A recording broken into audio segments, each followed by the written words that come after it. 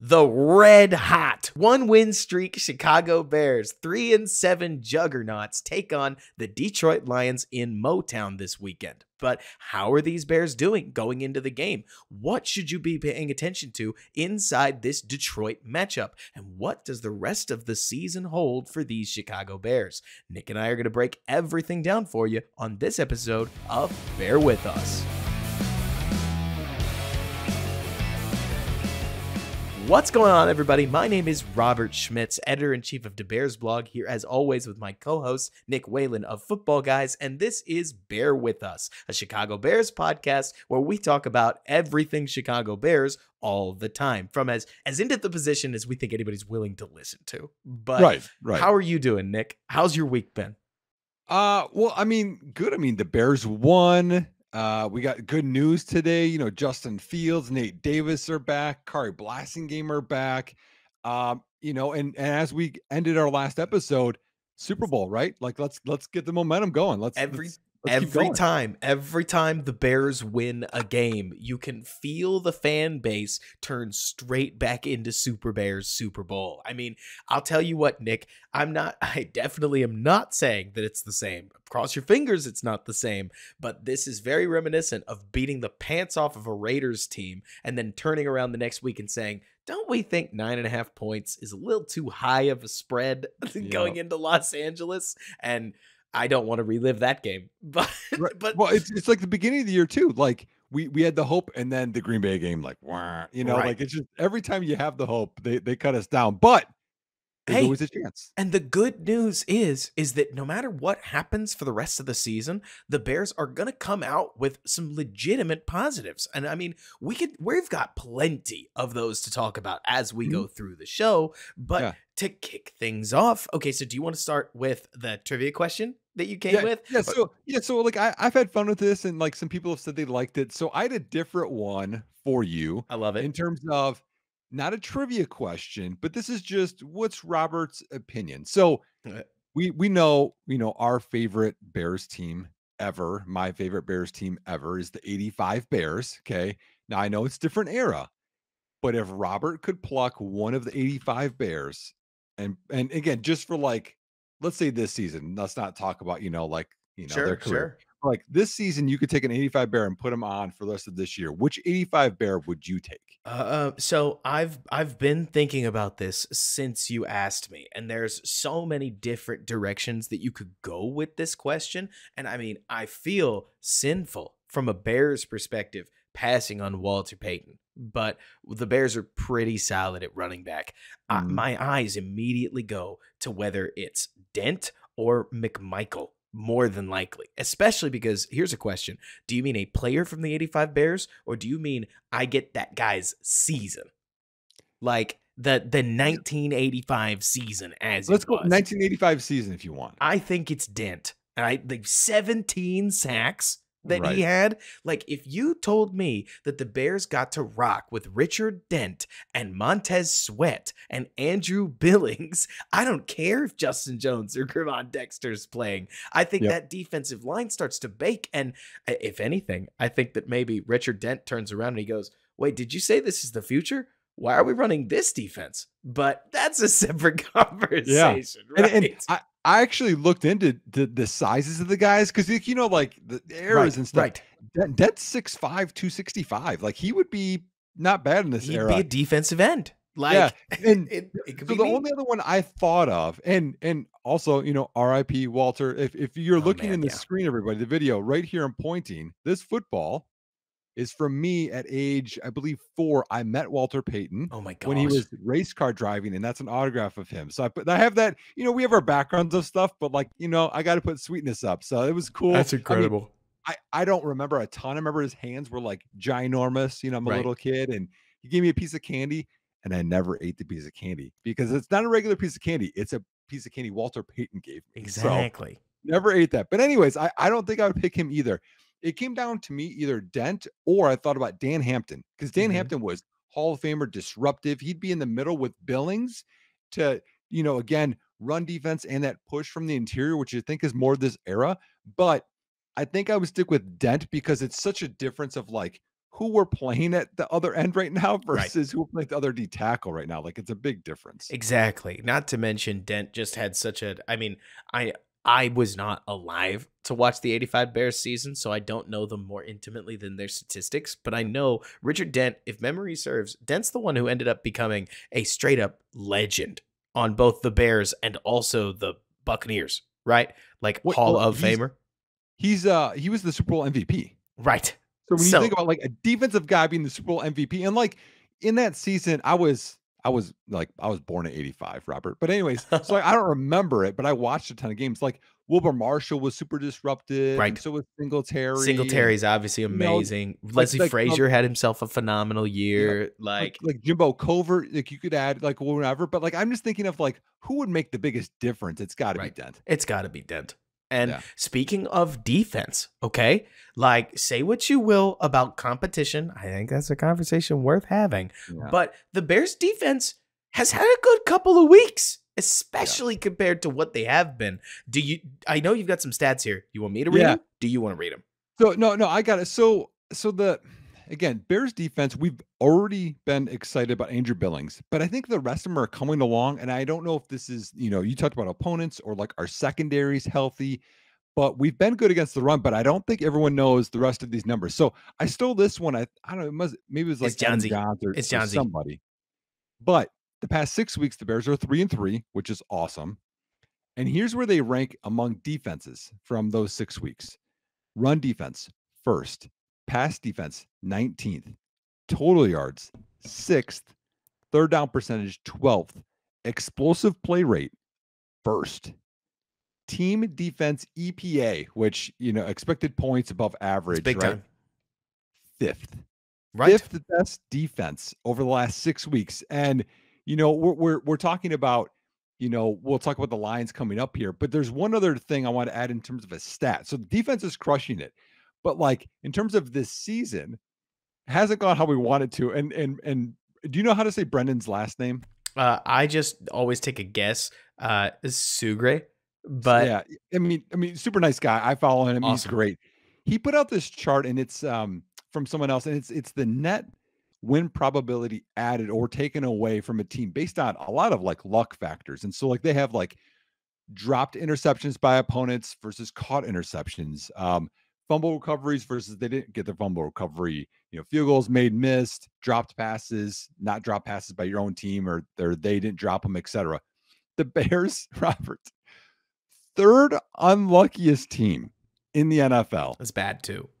Yeah, I mean, you think like that takes away wins. Like we talk about, remember last year, like all of the bad things that happened when Fields and the offense were close, like drop passes or non-PIs or whatever. I mean, again, this year, third unluckiest team. So you got to think the defense is rolling. We've been unlucky. Things got to bounce our way at some point, Robert. Well, it's so funny because then you look at something like dropped interceptions, and I want to tackle all of this, but Yeah, I'm trying to take notes on myself, and I need to just take one point at a time. So let's start with this, right? sure.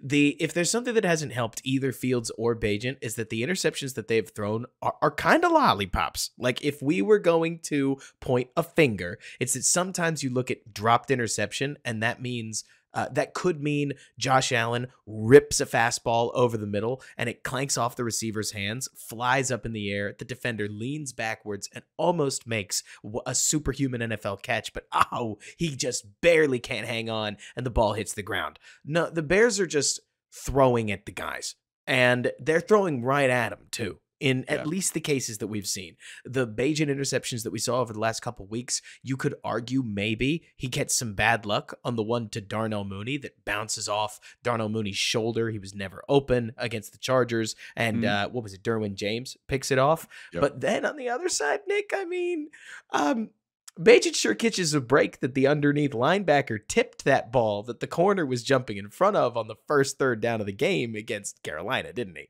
Yeah, So, I mean that one. Well, even in that Chargers game, he threw a dig right to Moore. He had no yep. business. They got tipped, or else we got picked by the guy behind him. So yeah, there's a little luck, but like you factor that in, that shows you how unlucky we've been if we consider that lucky. It's totally true. Like the Bears haven't gotten this crazy amount of bounces. I can't help but feel like the game film is a little more neutral, but neutral's as far as I'll go. I'm not about to say that the Bears have gotten lucky, Yep. unlike a certain team in second place that wears, green and yellow, that is always on the top of every Mhm. first down allotted by penalties and now a net win probability added chart. I don't know what the Packers do to somehow I just have mean, the football gods on their side, but this is every year. yeah, no, I agree with you. And I mean, we're not talking about penalties either. But so if people are wondering what the number is, so the Packers are plus, so there's obviously like zeros, the NFL average. They are plus 86.2% added win probability based on these factors. And Chicago is negative 91.9%, which is like that's more than 100 gap, And right? speaking of, you want to tell the people what takes up almost half of that negative 91.9 gap for Chicago? Which category? Was it dropped interceptions? That No, it's fumble it's recoveries. fumble recoveries. Like, and I think of the one, remember TJ Edwards on the sideline they didn't give to us? Yes. I I'm like, also wonder if this is just a net average of how many fumbles are supposedly forced per side because mm, the Bears have fumbled quite a normal amount of times if you ask me. DJ Moore's fumble, oh that's too bad. Right? The fumble that we saw from Tyson Bagent, a couple fumbles from Justin Fields, but they've forced nearly no fumbles when you think about it. Like, I right. am actually pretty surprised that every running back that's played the Bears has managed to hang on to the ball this consistently. But Mhm. hey, I guess that's how football go, Right, and right? and this is supposed the hits philosophy, you'd think they would be peanut punching the ball out a lot more than that. You'd sure So think so. But so do you have any thoughts, I guess, on the defense in terms of just, the game last week or I'm lately? glad you asked. I was going to work right back there myself. Nice. I feel like the Bears are catching a lot of these Bears statistics that you mentioned, run defense, first in the league, explosive play percentage, first in the league, total yards, sixth in the league, totally defensive EPA, fifth in the league. These are awesome. I can't help but think that the ones that are really, really, really high, Nick, are a nice hat tip to the fact that the Bears have played one offense that could reasonably exploit them over the last six, and that's okay to say. Like, Mm, when you run into not a buzzsaw, and I mean like not Mahomes, not Allen, not what honestly, the whole AFC looks like. I'm glad the right, Bears are not an AFC team right now. right. But getting past that, Nick, it's like we can debate whether these numbers carry like a ton of weight, but I don't feel like that's the point. And it's not the point you're making. The Bears defense did get a lot better. They have been much more consistent. And if you Mhm, don't have a quarterback and a receiver group that can exploit what the Bears are going to give you, because I still don't think the Bears defensive scheme is amazing, but you're right. getting more guys that are executing and the talent that's on the Bears defense. Yes, Bears fans, I said the talent that's on the Bears defense is starting to beat up on teams that can't handle them. Yes. Montez Sweat lived in Bryce Young's head the Mhm, entire game. Jalen Johnson had a very nice game. Kyler Gordon had a very nice game. Jack mhm. Sanborn has been some of the most surprising addition by subtraction as the Mike linebacker for the Chicago Bears in Tremaine Edmonds' absence, as I think any of us would have expected. Even the biggest Tremaine Edmonds hater probably didn't see Sanborn playing this much better than him Yes, when he yes. stepped into the role. And Mhm, and I don't want the conversation about, well, they've just played a bunch of bad teams to take away from the fact that the Bears' defensive players look pretty talented. And if anything, Nick, to me, I can't help but look at this and say, why did getting these guys to play this defense this quick take this long? Like yeah, September was just so bad. Like the it Bears could was. have very easily been 2-2, and they probably needed to be just Mhm, given with the season that we wanted to see. But I don't mhm. want to dwell on that. More than anything, Nick, I can't help but look at a lot of this defensive improvement as a great sign of the status of the roster going forward. But here's a question I'll ask you. Do you want to dig into the scheme stuff? Because every time I turn on the tape, I'm still disappointed by what they run. I'm I just happy it's know. working out for them in some cases. Yeah, it's working out in some cases. Your point of like, did they play anybody on offense reminds me of when Justin Fields had the back-to-back 4 touchdown pass Right. games, and people were like, "Well, it's bad defenses." It's like good teams do that to bad teams, and Right. it's like, how long have the Bears been the bad team and not be able to do that to other teams? So, like, let's take this as a victory because this is what you should do in terms of this scheme stuff. I mean, yeah, on on tape, like again, like you want them to be more aggressive, and there's still things, even despite the good numbers, like that they don't do right. Watching that Jaquan Brisker play from all 22 Yep. was even worse Way because worse. when you watch, he goes and gets inside leverage, and Eddie Jackson's like so close, they might be able to slap hands, and he has help there. Why not take his outside and Eddie could take his inside? Right. Like it's just not knowing your field awareness. There's things there, be more aggressive, I think, and not hanging back in these zones that I think they're getting better, but the scheme wise, you just want to be more aggressive. So, okay, have you ever played soccer? Specifically, Nick, have you ever played soccer goalie? Good question. One of my buddies played Uh-huh. on a semi-pro team, or sorry, a pro team here in Wisconsin. He was on the reserve team, and he's in all these indoor leagues. And he's like, "Hey Nick, we don't have anyone to play goalie for indoor. Can you do it?" I'm like, "Sure, see ball, stop ball." Oh my gosh, those are Oh, some rockets. they're rockets, and more importantly, I bet you learned really quickly, didn't you, that if you just stand on the goal line, it is nearly impossible to stop any shot. You have to challenge the ball. You have to come Yes, forward. Here's yes, here's the football metaphor I'm making. Your positioning matters. And what frustrates me about what the Bears are doing, could I complain about the fact that they're heinously predictable on if it's 3rd and 7 or longer, we're calling cover 2 or Tampa 2. If it's 3rd and 6 or shorter, we're getting a man coverage look, right? If it's 1st and 10, it's probably cover 3. Which one's the one where the safety darts down? Is that Sky? yeah. Like, I call it Sky or Sun when I was in college. It doesn't right. matter. Yep. It doesn't matter. But the point is that like I could give you the Bears call sheet with disturbing accuracy, which Yep. bothers me because the big problem is when Jaquan Brisker ends up one-on-one on a slot that moves over, despite the fact that we have a DB on the field in Kyler Gordon, his whole goal is to stop slot receivers. But Yes. instead, we're going to have Jaquan Brisker try to match feet with a slot receiver going vertical from 15 yards away. This is like sitting your goalie on the Make goal it make line, sense. taking a Yep. huge shot from 20 yards out and saying, well, you're going to make the save, right? That's incredibly hard.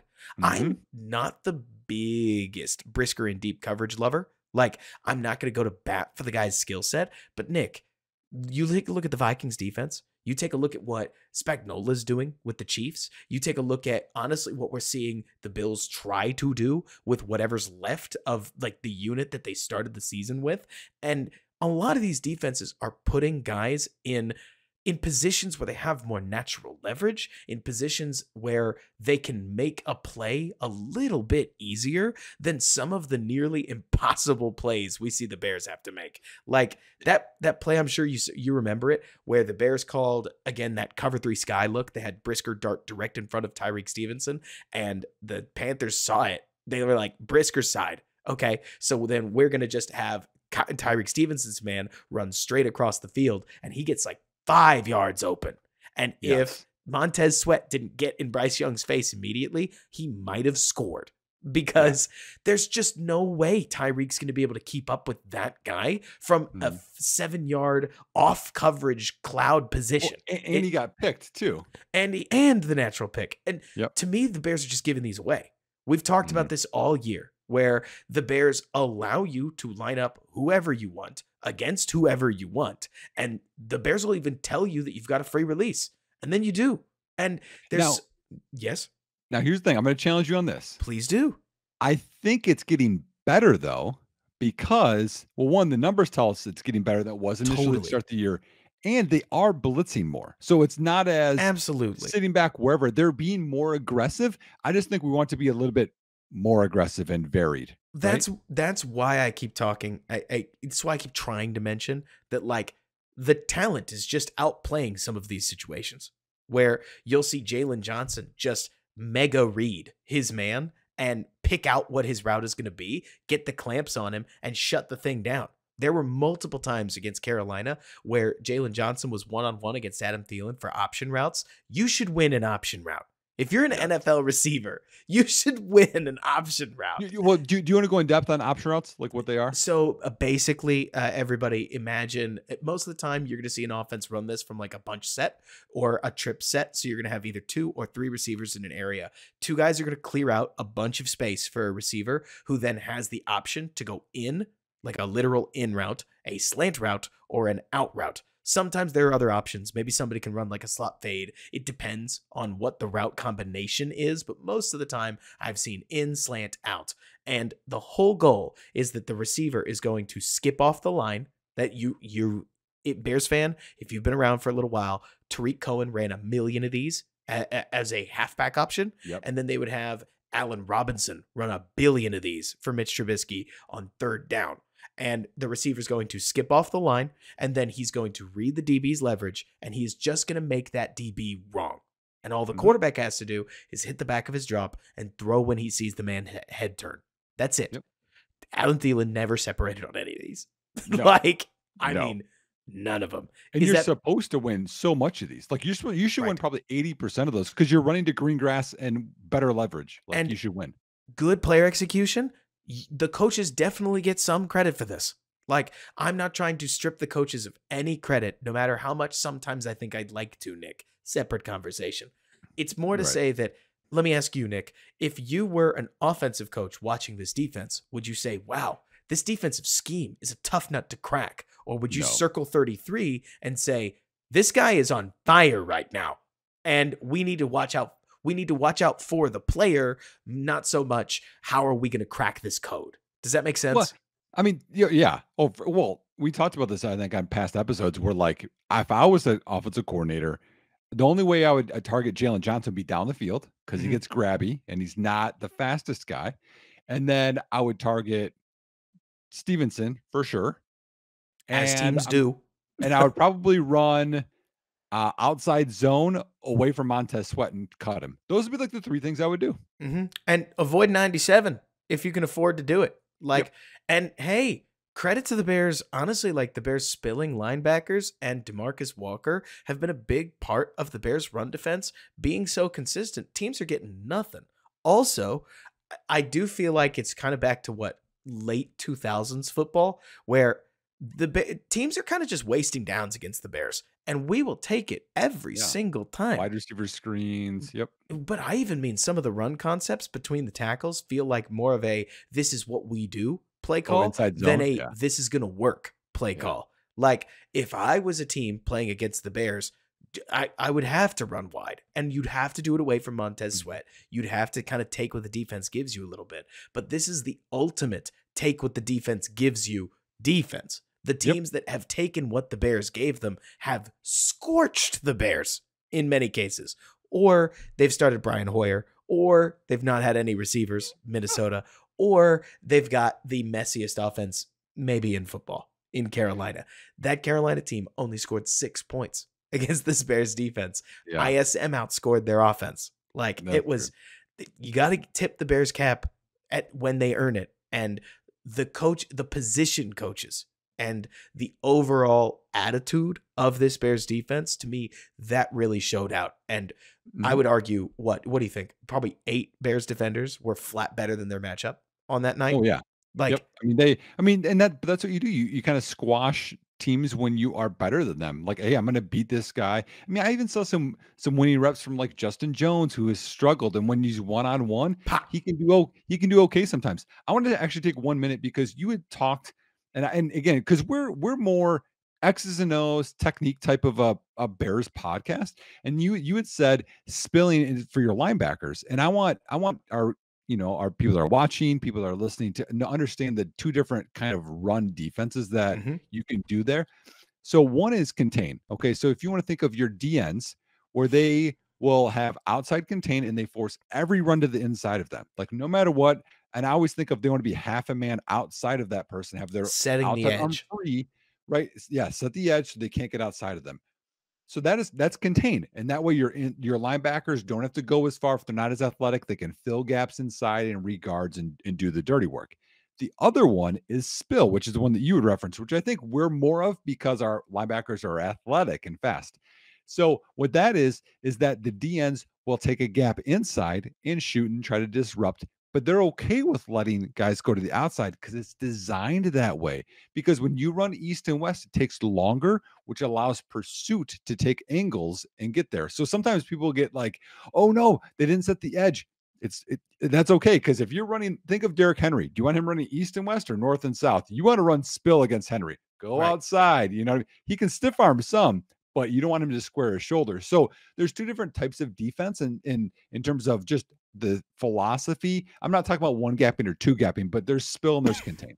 Absolutely. And I mean, it sure helps when you've got a nickel corner that's apparently made of the same stuff that like the Liquid Terminator was, because I I I love them. I love the Spider-Man nickname, I do, but every time I see a new Spider-Man pop up, I'm like, we got it. We can come up with something better. And I know that Kyler's leading into it, but like we can come up with something better. But some of these blitzes that we saw with Kyler, I can't emphasize this enough. It looks really easy when somebody's so agile that they can break with the running back as they blitz into the hole and tackle him anyways. If you think about all the football games you have watched, Bears fan, you can think of a million DBs missing these tackles against Yep. running backs because they're running backs in the NFL. They're really good. Breaking tackles is what they do.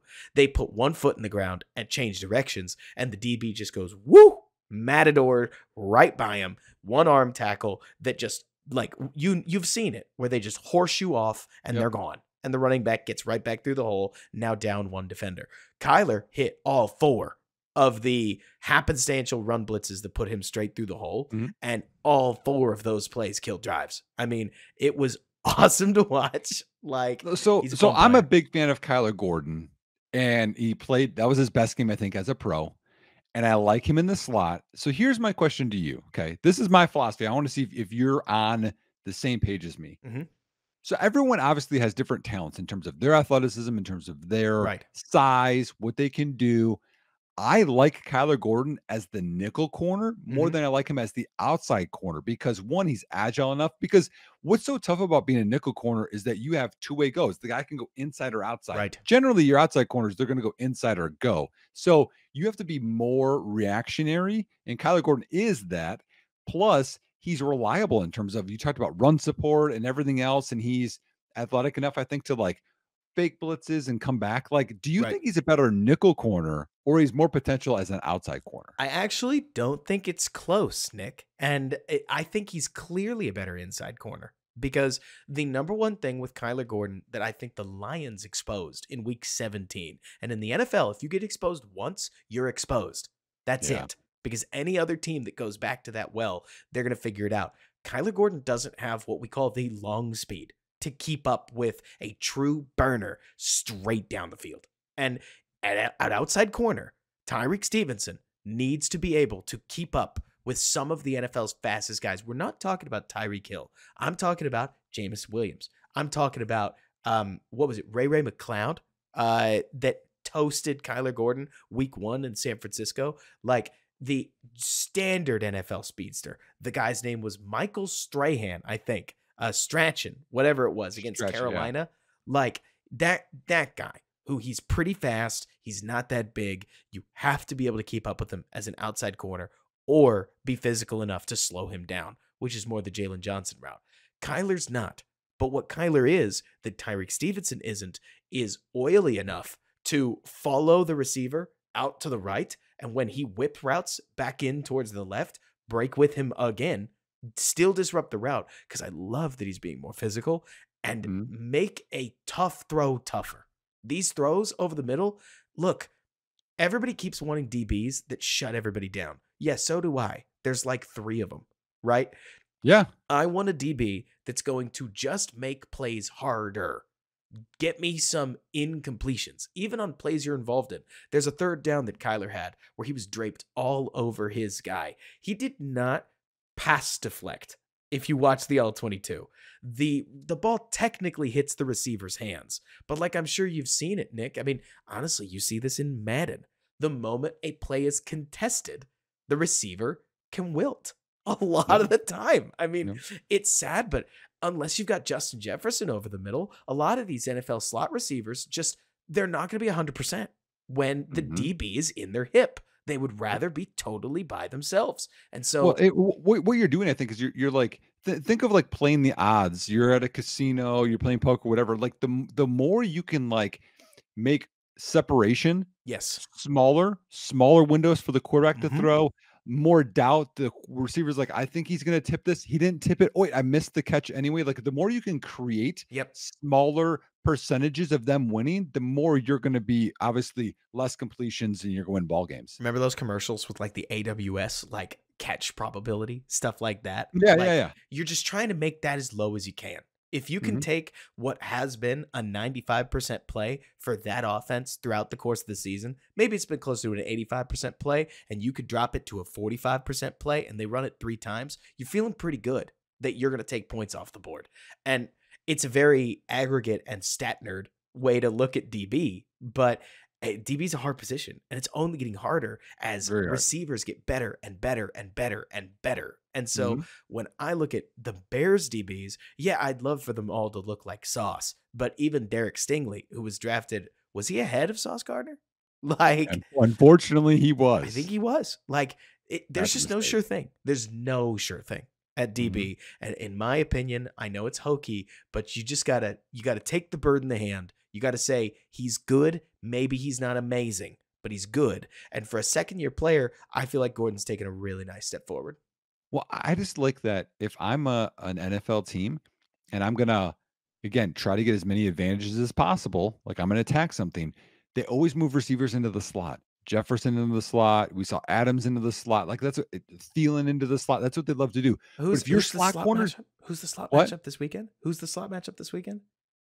Oh yeah, oh yeah. Amon-Ra St. Brown. He Like, goes in the you slot. He's gotta good there. use that name. And Yeah, yeah, yeah. I'm not trying to slow your roll. Go back to your roll, but you had to include Amon-Ra St. Brown. That guy's their whole offense. Dude, Anyways, he's so continue. good. Like, and like that's the thing. He's great. Way better as a pro than I thought. And I do a lot of college scouting, and I love the St. Brown's family. But by the way, the one that didn't make it in the pros, Osiris St. Brown, is a guy I liked maybe the most. But anyway, out of Stanford. Anyways, but when your slot corner is good and they don't have that advantage, it really disrupts like what they want to do offensively. So that's why I think like this could be such a plus for Chicago, Yes. and I'm pretty excited about it. I am too. The only complaint, just for all our complainers out there, that you could have about Kyler Gordon is that nickel, kind of like safety, is a position that a lot of people have found a lot of success at finding one with nearly no investment at all, including the Bears, who I think have a weirdly good nickel player in Greg Stroman sitting on their practice squad. Well, they Like cut him and then they got him to the practice squad. I Yeah. know, right? And it's just so funny because you look around the league and whether it was Bryce Callahan that was a former UDFA or Kenny Moore that's a former UDFA, like Nickel Roby Coleman, who at one point was the best nickel in football the year he signed for a vet minimum 1 year deal. Like Mhm. nickel corners are not a dime a dozen, but the ones that you do find, you almost stumble into, right? I go back to Ricky Manning Jr. Remember Ricky Manning Jr.? Yes, yes. He had that one playoff game where he had like 3 picks, but then he had a couple of good where it was double slant and he faked inside, then came outside and jumped the slant, and then Awesome. he didn't do well, No. but whatever. And it's the only thing that you Eh, would whine about.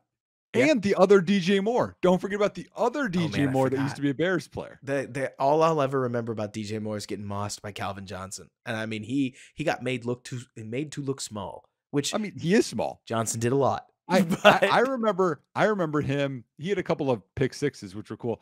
I remember him getting face masked and thrown to the ground by Matt Stafford when the Bears were blowing out the yes. Lions, and then he got up and hit Stafford. I was so proud of It's him. awesome. It's Anyway, sorry. all of this to combine to say that if you wanted to whine, you can whine about did the Bears really take a nickel corner in the top 40? But in my opinion, even addressing that, you could never have too many good DBs. And even Yes. though I don't know if Kyler Gordon is a long-term starter at outside corner, having a nickel that you actually trust to kick outside in a pinch is a valuable thing. And Yes. you can then rotate safety help over the top of him when you really need it and when you're worried about that lung speed. But we've been talking about the Bears defense for long enough. You know what we got to talk about next because I think know. See, I think you're burning on this. So I'm gonna let you drive. you mean so I put in our little outline here. The question, what do you think of Matt Eberflus and Luke Getsy so far? So let me ask you, Nick, what do you think of Matt Eberflus and Luke Getsy so far? So here's okay. I think, and here's what's interesting. Now that the defensive coordinator is gone, and the first part of the season was so horrendous, Mhm.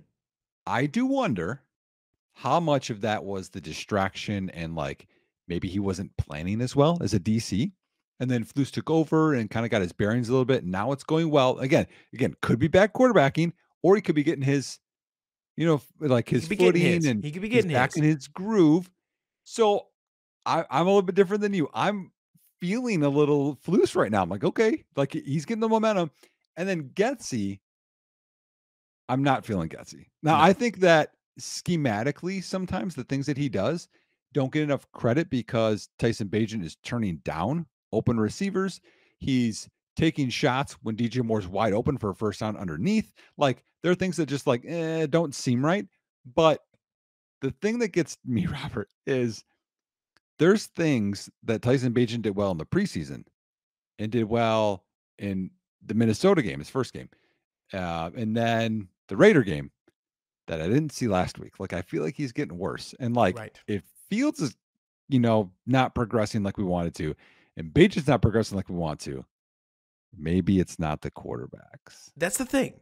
That's the thing, right? Like for me with Matt Eberflus, the main thing that I look at is so obviously we know last year went really, really badly, but let's just like decouple last year from this year and act like to be as positive as possible that Matt Eberflus is somehow not beholden to last year's record and that we Right. just all agree It was a that they were tank job. tanking. Like, I'm okay with that. Like, Right. whatever. Exactly. Like, Right. and so if we decouple that, at least we can agree that there was pretty heavy emphasis on success this year.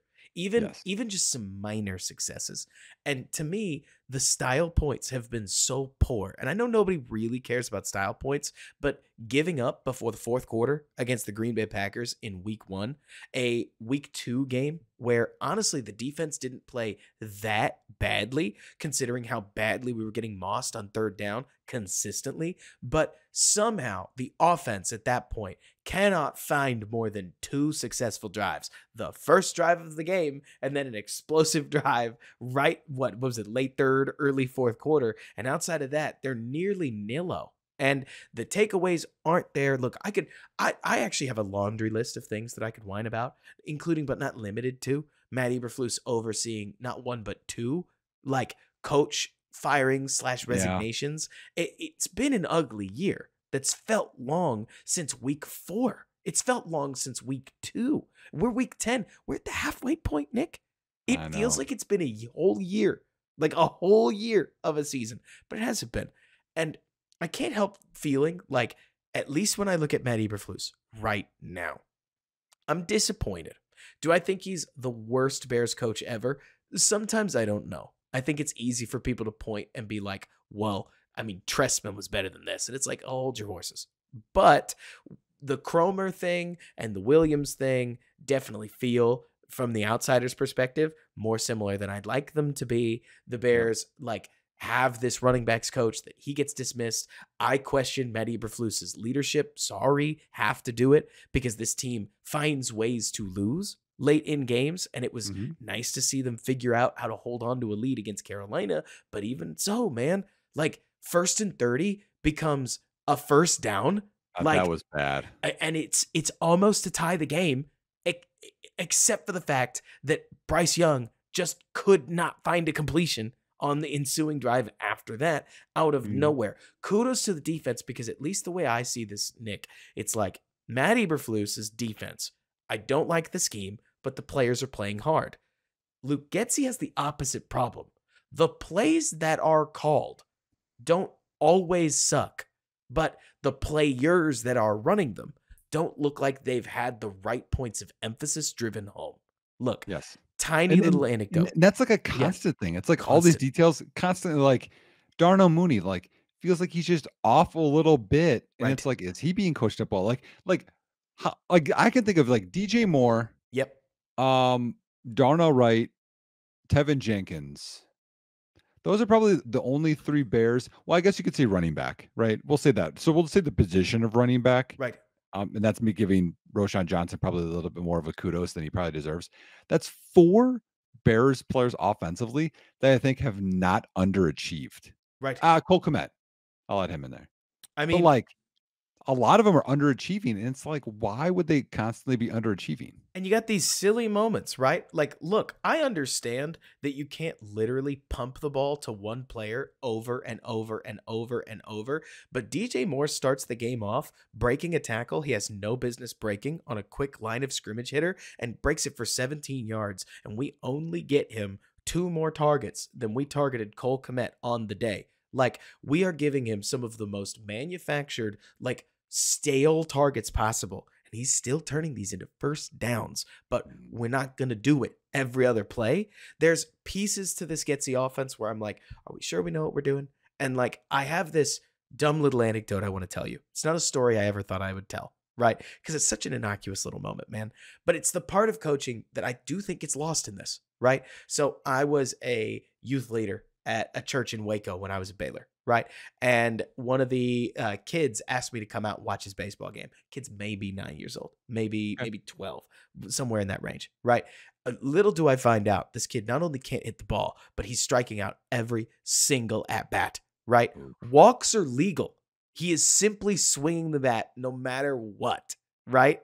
And so suddenly his team needs a rally. And they're starting to rally. And I don't know why, but between innings, I totally circumvented the coach. I still feel bad about it. But I basically made the point of like, hey, your team needs you to get on base. Like, if they can't throw you a strike, that is a walk. And he takes the first walk of his season because suddenly he starts watching the ball, gets on base, team rallies, they walk it off. Why am I saying this? Because the play call is one thing, but making sure the players go into that play call with the right attitude, the right mindset, the instructions on how to win can affect their performance. You and I will never fully be able to parse out what is whose fault. We don't know.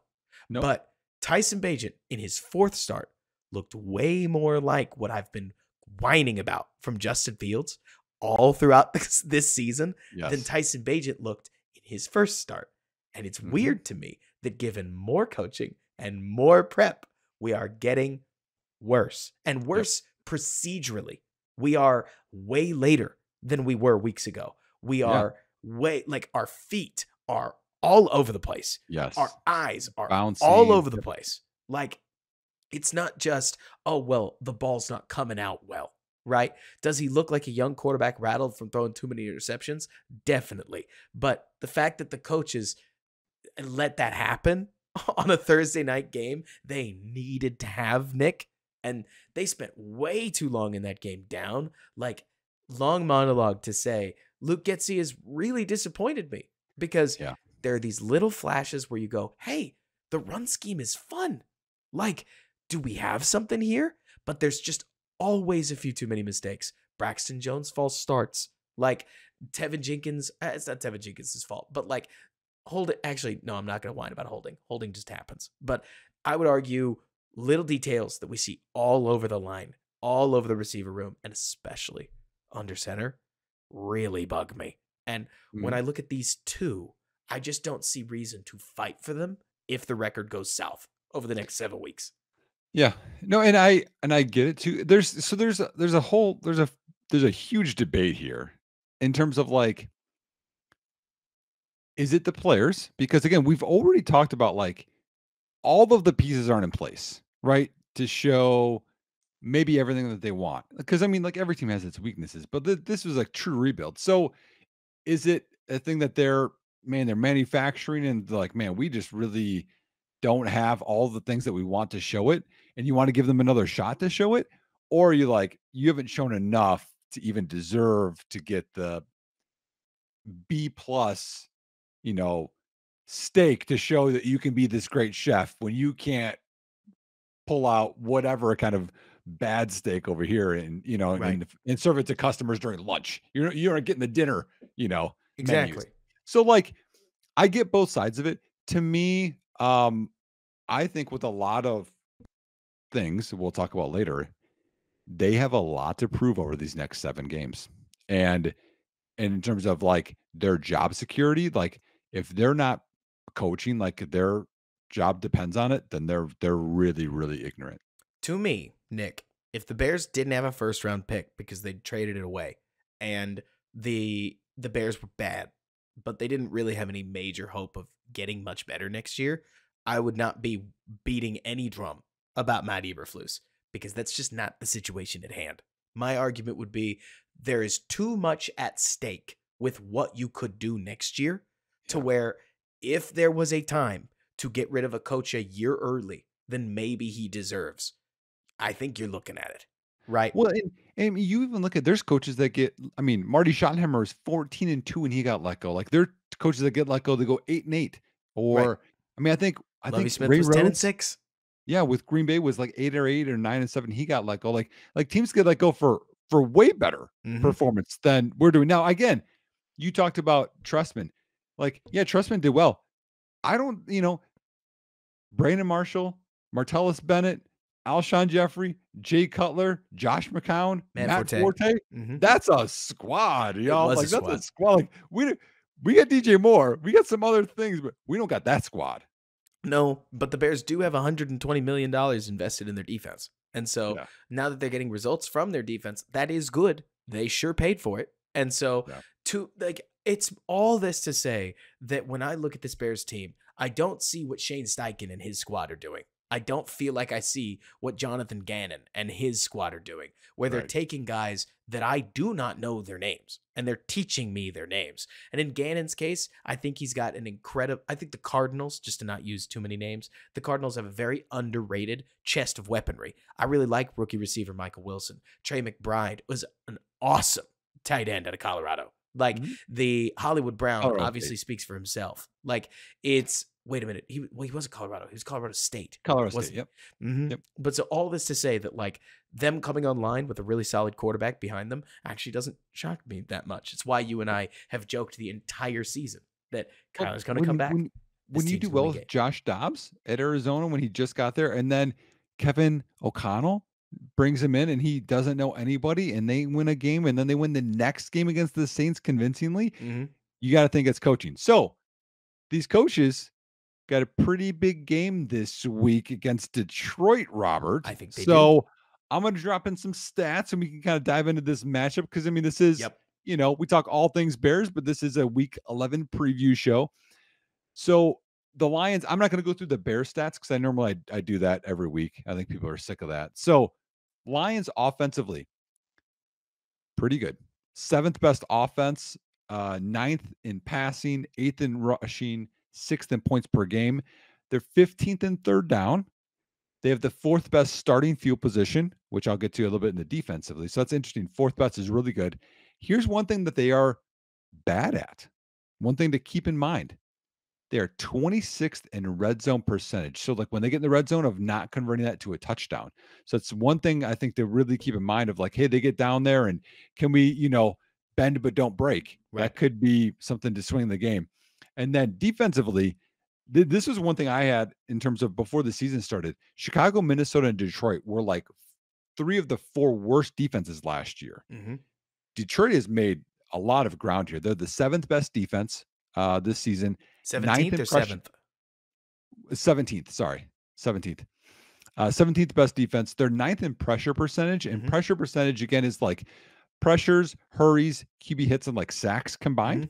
And so 9th is obviously pretty good when you only have one elite rusher and the rest is just a group of guys. I thought this is interesting. They blitz less than Chicago does. So if you're like looking for exotic things and how they get pressure, it's not from blitzing. It's from just their guys doing their thing. It's from man coverage and letting their guys go win in so many cases. Keep going though. 19th in pass defense and 13th in rush defense. So when I looked at the guys and their grades on PFF, I came to that conclusion. Like, I think you can pass on them way better than you can run on them. A big part of that is McNeil, their nose tackle, has taken huge strides in his second year. He's a 3rd round pick. A guy to keep in mind in the middle of that defense.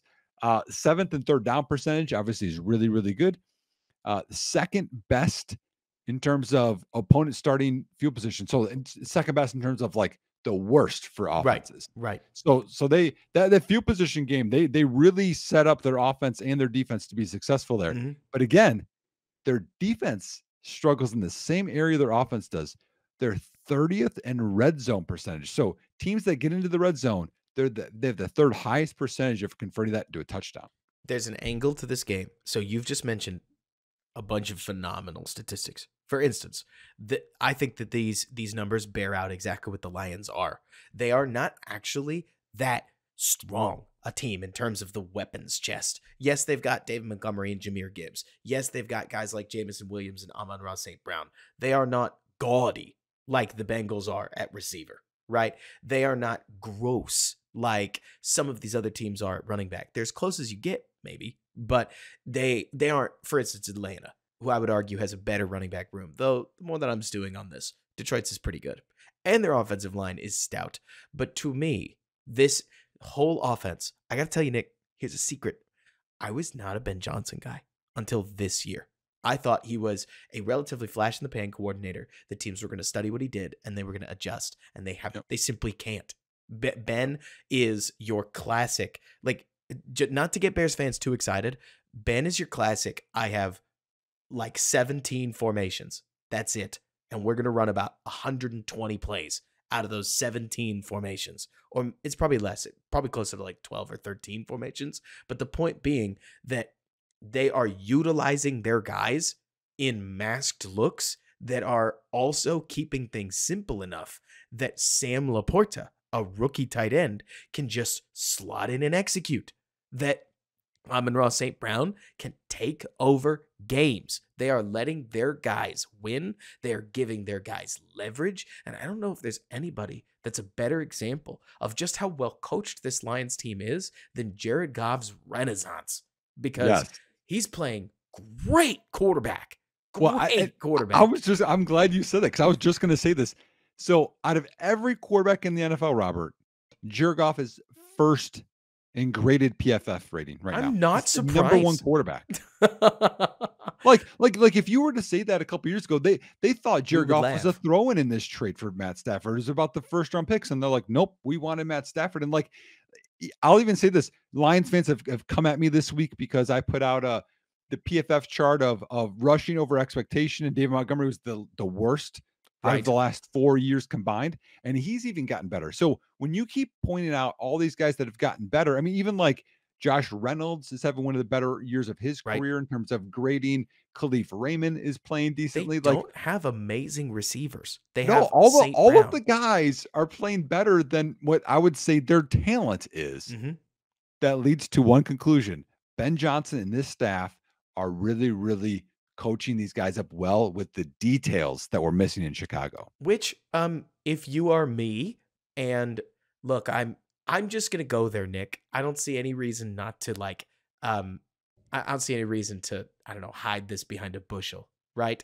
If you're looking for Matt Eberflus, a bushel, but so like hide it under a bushel. No. I mean, I don't know if that's a thing. I don't refer to bushels often, but okay. Well, then you're not from the South, right? But so, anyways, jokes aside, if you're looking for Matt Eberflus to have a prove it game, like a show or go kind of game, this is a great one because this Bears defense has the tools, if you look at the players, to stop this Lions offense. And if the Lions offense rolls into Motown and blows them out, and then comes to Soldier Field after the Bears bye week and blows them out again, like, that is going to tell you a lot about what Matt Eberflus's team does when you face a really good coordinator. And and if not, if they hold them really well, good. This, to me, this next few games, and especially this one, I hate to put too much on a game, man. Not this game. I'm with you. After Denver, after some of the other games that the Bears have had this season, honestly, I thought the way it played out, New Orleans ended up so much more winnable than I envisioned it would. And I'm amazed that they couldn't pull that one out of the fire. The Vikings game was right there, man. Right there. Which again, that's one of the 6 games against, I would say, a very good quarterback in Kirk Cousins at the time. There's no Jefferson. Nope. But Cousins, and they did well. But I'm with you. Like, this is the game. And here's another reason, okay? The offensive line is back. Like, this is the first time, Robert, we're going to have the line as designed back. Now, whoever you want to put at center, they're going to put Patrick there. But so people that don't know, so Braxton Jones played really well last week. He's going to be your left tackle. But Nate Davis is back, and they're going to switch Tevin Jenkins back to left guard. and they're but Nate Davis a right guard. And I don't really care about that. Like I get it because Davis has always played right guard. Jenkins has played both, and actually this year has had good games at both guard Yeah, he spots. So I has. don't think it matters to him. Hmm. And then you got Darnell Wright. So getting your line right with your quarterback Right. coming back, and we talked about this a lot in the preseason. Okay. The advantages, the statistical advantages, Robert. The Bears have more rest than Detroit this week. They have Oh yeah. again, they played on Thursday, so they have Friday, Saturday, and Detroit played Sunday afternoon game. So And another 3 hours later, they have a lot more rest, which statistically gives the Bears an advantage. And I'm just saying, this Bears offensive line is getting flat out slept on.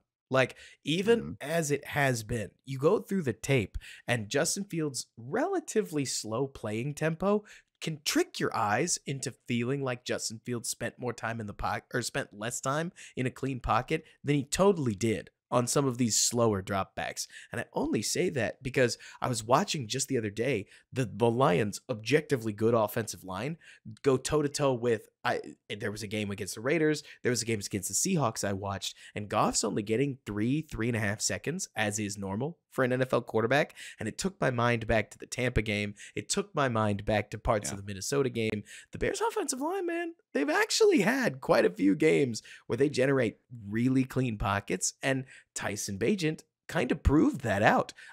Don't make Bagent more than he is, but Bagent took 5 sacks in 4 games. Did you know he has the lowest sack rate in the entire NFL right now, Nick? Well, you know what's interesting? People get really big on the field sack thing and all that kind of stuff. I Right. thought this was interesting. I had looked this up. I don't know if this was prior to last week or after last week, but PFF has this stat and it's amount of pressures that are on the quarterback or on the Yes. line or whatever. So Justin Fields is 13th worst or highest in Right. quarterback pressures that are due to the quarterback's doing. Tyson Bagent's 15th. I Now, wish you you and I to go on this because I don't know yeah, if you're about to go here. I would actually kill just about to get a PFF analyst on this call to ask them about that stat because I'm yeah, wondering if a quarterback sits in the pocket at the top of his drop to the count of 7, which would obviously be like grotesque, and then right, ridiculous. eventually Darnell Wright loses. Are they going to charge that on the quarterback, or are they going to say that's not on the quarterback because he didn't? Like, as in, does that stat track when the quarterback runs into pressure? Because that happens. Right. Do, or does it track when a quarterback is pressured, yes or no, by somebody who beats an offensive lineman? Because Yeah. sometimes I hear that number, Nick, and I got to tell you, that's one number that I swear, man, that doesn't feel like it matches the film. You know what Well I'm saying? well well, here's what I wonder, though. I wonder if it's and this seems ridiculous because of how athletic he is, but I don't think he maneuvers great all the time. I wonder if Hmm. Fields gets sacked more when he gets pressured, like, that rate is super Like the high. pressure to sack percentage. Yeah, yeah, versus, like, Bagent or something else, which I think he has a little bit more, like, awareness, and sometimes I think Fields like, "I'm gonna stare my guy and I'm gonna get it to him," or he'll run into pressure. I wonder if that's part of it because there's something that's off there, but the other thing I'm gonna give Fields credit on is I'm hoping, and again, this is sad, end of the career, but Cody Whitehair's off the field, thankfully. But like the bad snaps that we saw Fields had to deal with early Right. in the year should be gone. The Cody Whitehair and Lucas Patrick and Jachiri Carter not being able to handle twists, like all that stuff should be way better with Nate Davis back. Okay, so Nick, you said you're hopeful. I'm going to take hopeful. That we're going to say that that's one side of the coin. Let me deliver the other with full force. I am issuing a challenge. We've got DJ Moore healthy, Darnell Mooney healthy, Tyler Scott warmed up and ready to go, Cole Kmet finding himself, the starting offensive line in the picture. And maybe most important of all, we are playing a defense that you just read out is one of the most average defenses in football. Like They're average. aggressively average defenses. Not bad, not good, Yep. average. They play Yep. a lot of man coverage. You would hope that this favors Justin Fields. They have a scary edge rusher, just like 20 teams in the NFL. Like you look at the Lions, this is a requisite defense. It's not a great defense. And maybe most importantly for me, Nick, it's a divisional opponent. Quarterbacks where the book gets written, the division reads it first. And Mhm. this is a game because we saw this against Green. Fields' 2 worst games, in my opinion. weren't like Tampa was bad, but to me, it's Green Bay and it was Minnesota. And I wonder if there's a correlation there with this idea that did these defensive coordinators get in the lab, look at their division, and say, how am I going to stop Justin Fields? Okay, I'm going to contain rush him. I'm going to spot drop him with 7, and he's not going to have any idea what to do. I hope Fields succeeds in a big way. I hope Fields proves that he's better than the book. But I think you'd agree with me, Nick. If Fields comes out of this game, the offense scores 10 points. He eats 5 sacks. He has a turnover or 2 and not enough big time throws. That's going to be a strong blow to whatever his future may be in Chicago. Mm-hmm. You know what I'm saying? Yeah, no, and I'm with you. Because I think it's, again, the Justin Fields, conversation is just so huge because so much rides on these last 7 games. Like, I don't think there's any of us that want Justin Fields to not succeed. I mean, heck, I named my dog Fields. I have this thing right here, but like, I'm not going to be ignoring the potential draft pick because that's what's out there. Like, and I think you worded this in some tweet recently, Robert, but like, if the Bears had the 10th pick and that's all they had, it's a very different kind of pressure than what's right. Cause I mean, playoffs potentially before the season, but like, it's still, we were a year away. But like, with all of the potential that you have with Carolina being the number 1 pick, it's so much pressure on what could happen. And this is the start of it, because having your line back, your interior line, which honestly, Fields struggles so much more with that interior pressure. If you have Cody Whitehair off the field, and you can run the ball, I think they're better running right now than they were early in the year, and set up 2nd and short, 3rd and shorter than these 3rd and longs, and like do things that Fields is good at. This could be another huge game potentially. Like, in terms of, I mean, again, yeah, he had a bad two quarters and like a couple minutes against Minnesota. Mm-hmm. But again, before that, he had 8 quarters where he threw 8 touchdowns than Trevor Lawrence in the entire season. Yeah, it's, yeah. I mean, so like, and he's still, Robert, again, because I was like thinking back to the Detroit games from last year, because he had at least one in each game. He still hasn't had one of those huge runs. No. Like, it's going to happen. I actually am wondering where they are, to be honest with you. Like, part of what has had me so adamant, like, if you've heard me almost heel turn, I hope it's not that bad, but if you've heard me almost dramatically heel turn, it's because I swear, man, everything that was so good about Fields' 2022 feels as if we haven't seen it yet.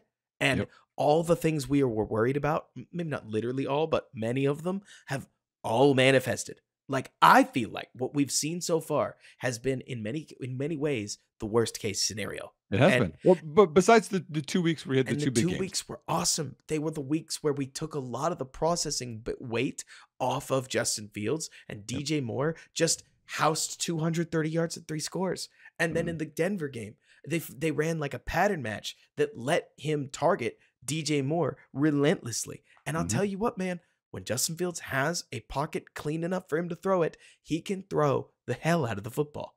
It's, for me, I'm curious as to what's going to happen when Fields gets to his 2nd read. Let's abandon the 3rd read for now.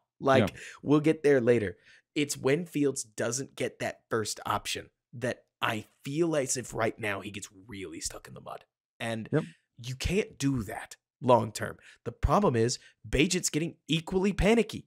Way too many plays where his first read was open and we didn't throw it. Like, does that sound familiar? And so, and I'm with you. And so, like, hopefully with the best line that we've had, we'll give them time to get to whatever uncomfortable. The other thing I want to add to this was, what's interesting is CJ Gardner-Johnson, who should, be recognized within Bears hearts of the guy that Javon Wims punched in the playoff game. He's on IR. So when you look at their DBs, their best graded DB, Robert, it's got to be Kirby, right? No. Is it not Kirby Joseph? No. Man. He's 74th out of 88 safeties. I also hate PFF safety grade, but I know. It's like no. The best they have is actually Brian Branch, the rookie. Man. And then it's like Tracy Walker, he's 38th at the position. Then you have, I mean, Cam Sutton got signed and he's like 78th. I mean, like, it's nothing to write home about. So if you have the protection, this could be one of those games where, okay, let's let it fly and see what happens if things connect. And you know how like rookies play in hills and valleys? Let's just establish that, right? Would you Yeah. agree that most rookies they go up, they go down. They're roller coasters in the first part. Darnell Wright, whether it's his shoulder that I still think is hurt and that he's recovering from or not, he did not have a phenomenal game against a Carolina team that didn't really have a lot of fangs either. I So agree. he's got a, a tough matchup against Aiden Hutchinson. And just going into the game, Nick, here's a question. Um, on what percentage of downs where you know you're passing the ball would you leave Darnell Wright one-on-one with A Hutch, given the way he's playing right now? 20%. 20%? I think that's Because about there's fair. some you still have to, You but you can't still can literally do chip. 100%. Well, I mean, just by offensive design, how I am, like I wouldn't do that. But I mean, I would Mercedes Lewis, Cole Kmet, just chip. Chip and release, baby. Yep. Like that's Or slide. that's a Have guy the Bears Anthony have Davis to. slide that way. I think that's a bear. That's a guy the Bears have to keep under wraps. If the Yep. Bears want to be competitive in this game, they want to lengthen out some of these pockets and get great play across, or like, Mm. and basically lean on their receivers. I would be blown away if Detroit's not going to bracket DJ Moore. If I was the Bears playing against Justin Fields, number 2 can't beat us.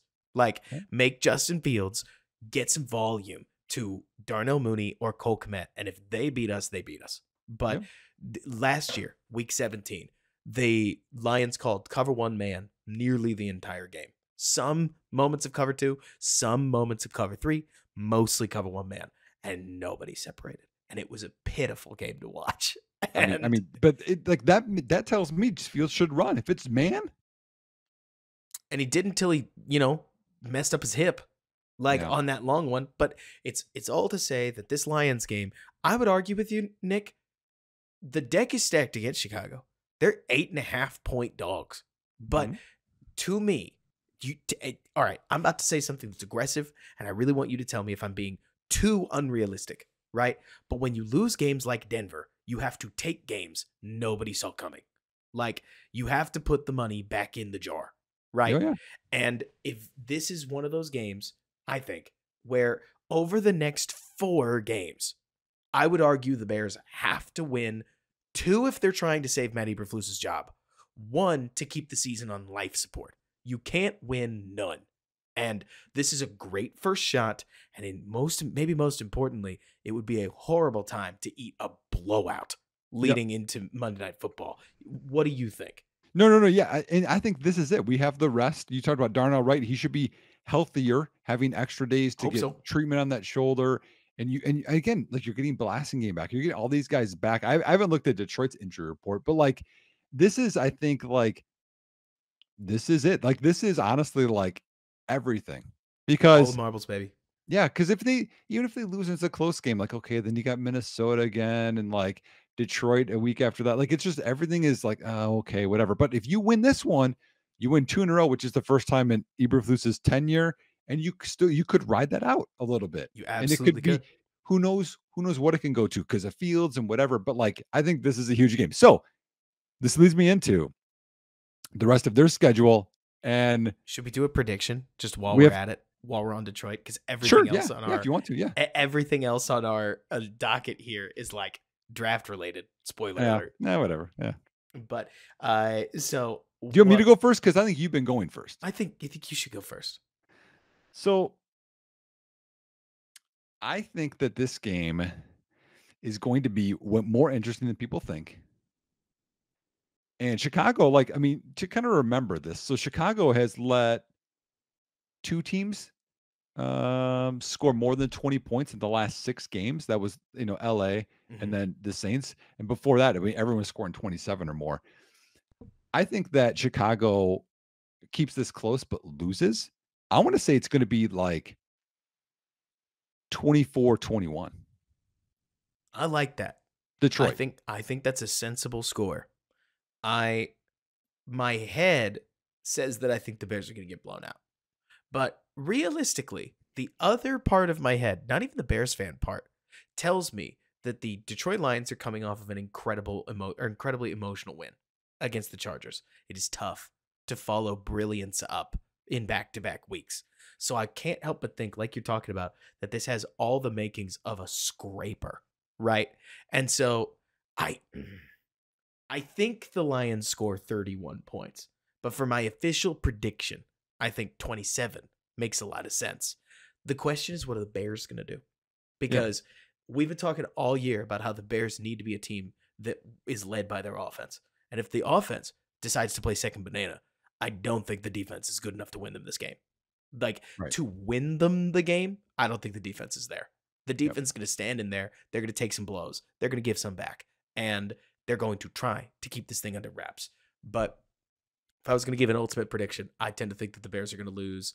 Let's go 27-16, in Okay. my opinion. Like, relatively definitive, not as bad as some thought it was. And then we're going to say exactly the same, all the marbles things leading into Minnesota. Because if the Bears do lose against, if they do lose against the Lions, I think you and I both know, dejected or not, you have to beat Josh Dobbs. It doesn't matter how unrealistic it gets. Like, Well, okay, so let's get in it. So like the rest of the Bears schedule, they're at Minnesota, bye week, home against Detroit, at Cleveland. So that's 3 out of 4 games they're on the road. But again, Cleveland, if people don't know, just lost their quarterback, Deshaun Watson, who's been in and out throughout the year. They have an elite defense, but that would leave 2 teams right there without their original starting quarterback right, in Minnesota and Cleveland. Then you have Arizona, who just got Kyler Murray back. But I'm going to say this, like, I know it's exciting. He's back and they just won, but that's still a very not super talented team. And Kyler Murray's going to have ups and downs getting back used to football too. And that's home in December in Chicago against Arizona. Then you have Atlanta coming to town in Chicago. And then you end at the team we all hate the most, Green Bay. So so like leading into this, like, okay, let's talk more. Like that's the Bears schedule. But like right. everyone talks like the tank and the draft pick and all that kind of stuff. So I looked at the all the teams that have less than three wins and less. Right. Denver is not one of them now because they just pulled that upset off against Buffalo. It's awesome. Right. So there's I have 8 really crucial games against these whatever all teams that are bad. Carolina plays at Tennessee. Mm-hmm. Green Bay plays at Carolina. Mm-hmm. New England plays at the Giants, which I think everyone's Pretty circling. huge. But also Green Bay plays at the Giants, and the Rams play at the Giants. So the Giants have 3 games against teams with 3 wins or less, all at home. So fingers crossed, the Patriots beat the Giants, because I don't know if the Patriots are getting another one. And then the Giants beat the Rams or the Packers, if you ask me. And right. I'm hoping big dog Matt Barkley ends up starting a couple games with them as we wait out Tyrod Taylor. Matt Barkley. But, man, former Bears franchise potential quarterback, Dude, if you remember. Him and Jimmy Clausen, man. That hot streak, though, where Matt Barkley, what was that game? Was that like 24-27 against Green Bay? Like yeah, that. close. It was like a slobber knocker of a game in super late December that I cannot believe was as close as it was. But so yeah. So a couple other games. So one is Chicago at Green Bay. We talked about Arizona at Chicago, and then the Rams play at Arizona. So there's a lot of things to still be had, but when I look at the schedule and I look at what teams have remaining, I could see. I mean, honestly, Carolina does not have it easy. I don't think. Not at all. I think Green Bay they have 3 games against 3 really winnable games there. I think it's tough for them to have a top 2 pick, which I think we're all talking about, right? Top 2. I think it's tough to see the Giants. They have 3 games there. So you think they would pull one of those off? Arizona might be the toughest one, honestly, because they play the Rams at home and they play Chicago at Chicago. Like the rest of their games are at Houston, Ram game, at Pittsburgh, San Francisco, at Philly, and Seattle. Like, if you're worried about a team, I mean, and they have momentum because it is one, but it could be Arizona. It maybe, man. Like, I think there's so many of those Cardinals games that are winnable, right? Like, now granted, part of that comes with a little bit of, so obviously I have a vested interest in wanting the Cardinals to win. So let's just Right, cite right, that right, right, bias. But right, right. also, the Texans can't keep this up forever. We see this story too often, man. Yep. Like, they will be the first if they become young and also consistent. This is a Texans team that lost to the Panthers. They've got more in there. And Right, exactly. they just came off a huge win, right? And so I I'm not guaranteeing anything in the books, but the toughest games that the Panthers have are that the what was it? The Cardinals have are divisional. And I'm a Yep. huge believer that there's no weird in the NFL like NFL divisional game weird. Oh my And gosh. and Yep. could the Niners drop a game to to the Cardinals? You probably not. I But mean I mean, the Cardinals beat Dallas. Let's not forget that. that's the thing. I would argue it's less likely that the 49ers would drop a game to the Packers than it would be that they would drop a game to the Cardinals Yeah, just I get it. because of the familiarity between teams like this. You know what I'm Right. saying? Oh, And and yeah, anything can happen. So I guess what I'm pointing out is there's a bunch of games totally. there where But all these bad teams are playing each other, so somebody has to win. But you've heard me be pretty negative about a bunch of different things. I do think the Bears are in a real coaching and quarterback hole right now. I'm not trying to say Yeah. Justin Fields sucks. Justin Fields has a lot to prove. He is very talented. The coaching around him is not helping him. The whole pie is baked badly, if that makes Right. sense. All right. So But oh, go ahead. man, I got some things on that, but go ahead.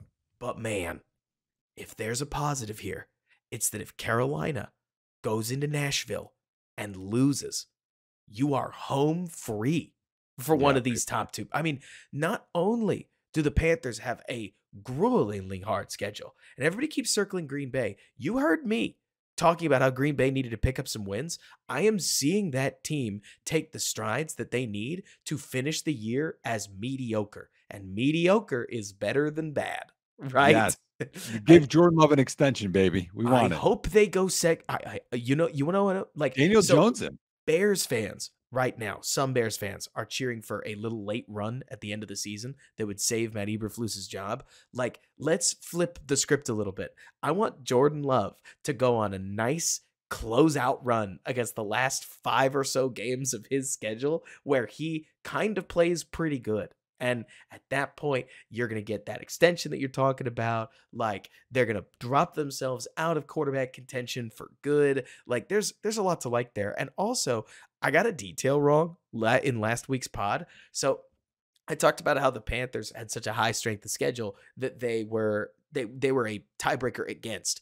That is not true, because the two teams that have risen into contention here are the New England Patriots, who have one of the hardest strength of schedules on Tankathon.com, and the Giants, who are ahead of the Carolina Panthers. I know these metrics change, and so they'll be updated as the season goes. But right now, the Bears basically have not only a game lead, but a tiebreaker in hand over Yeah. any of these teams that creep in, Arizona included, Nick. And people keep looking at the Cardinals. Look, I'm going to ask you a question, boldface. I still want to figure out where the optimism for the Panthers is coming.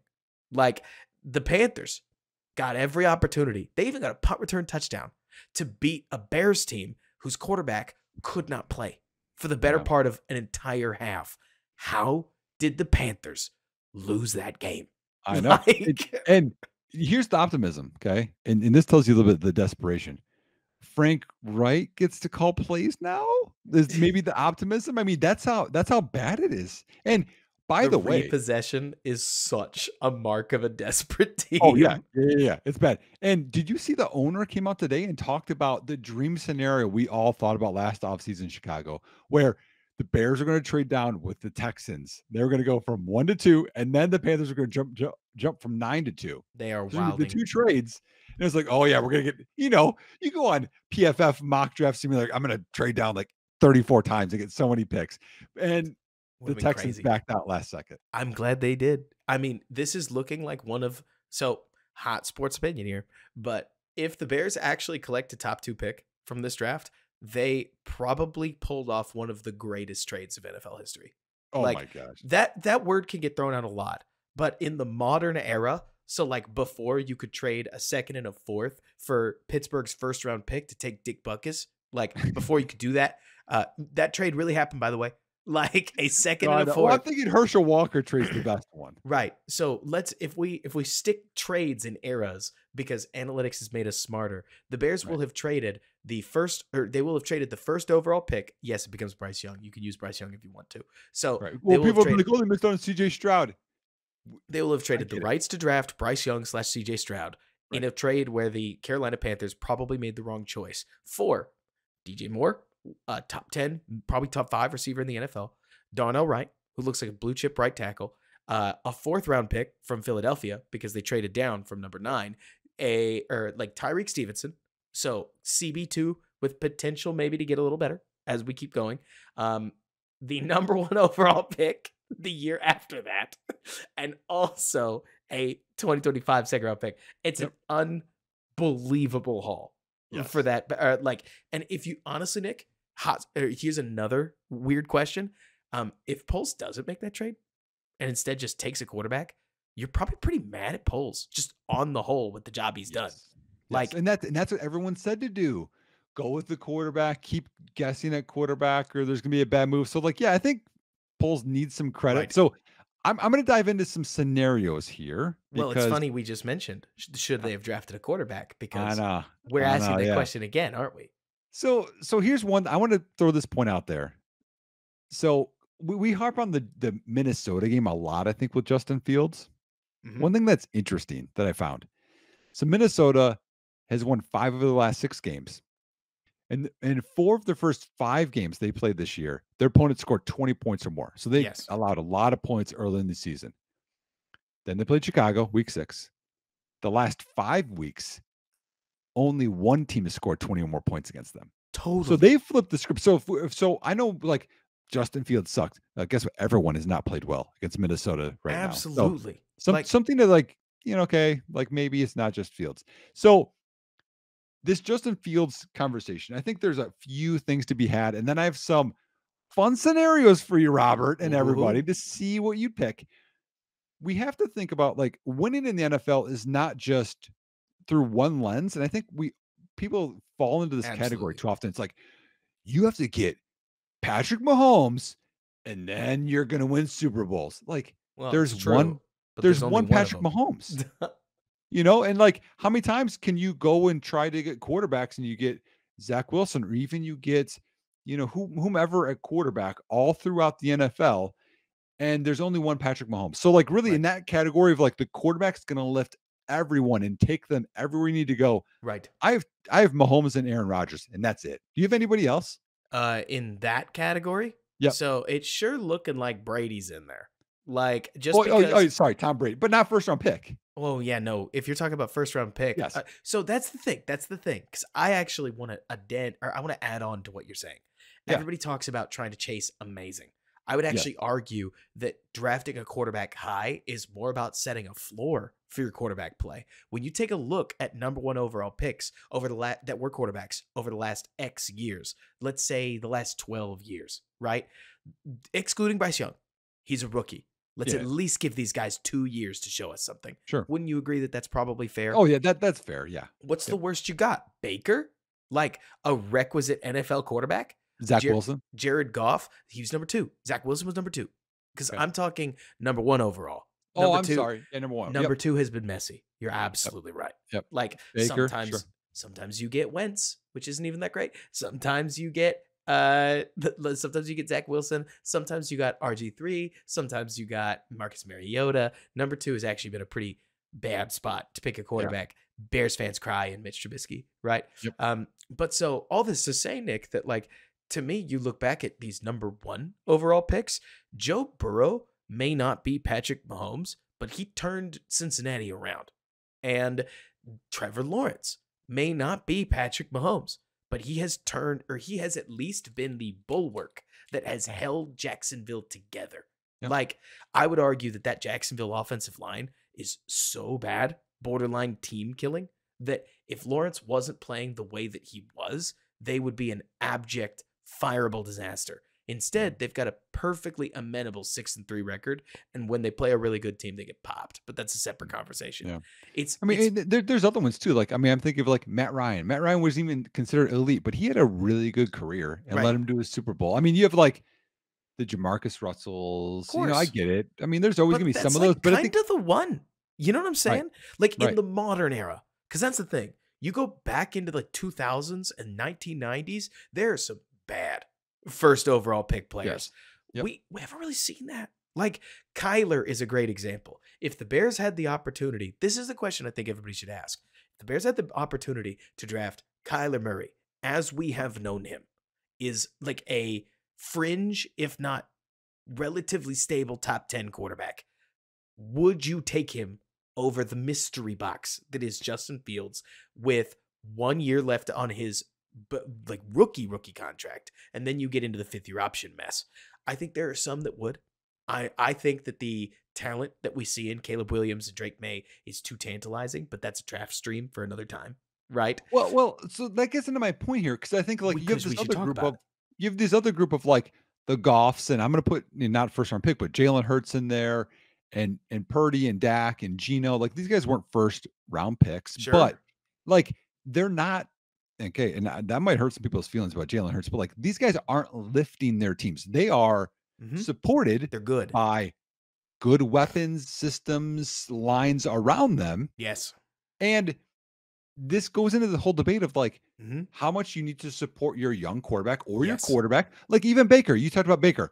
Baker had Jarvis Landry and Odell Beckham, and it didn't Hmm. really work out with the Browns. But now, whether he matured, he's in the right system, he has two, I would say, better receivers now Hmm. in Mike Evans and Chris Godwin, and he's doing okay. He's Geno do Smith bounced around a bunch. Now he's got some good receivers, makes it work. So that gets me into this debate. Okay. Yes. You have DJ Moore, and then you get Marvin Harrison Jr.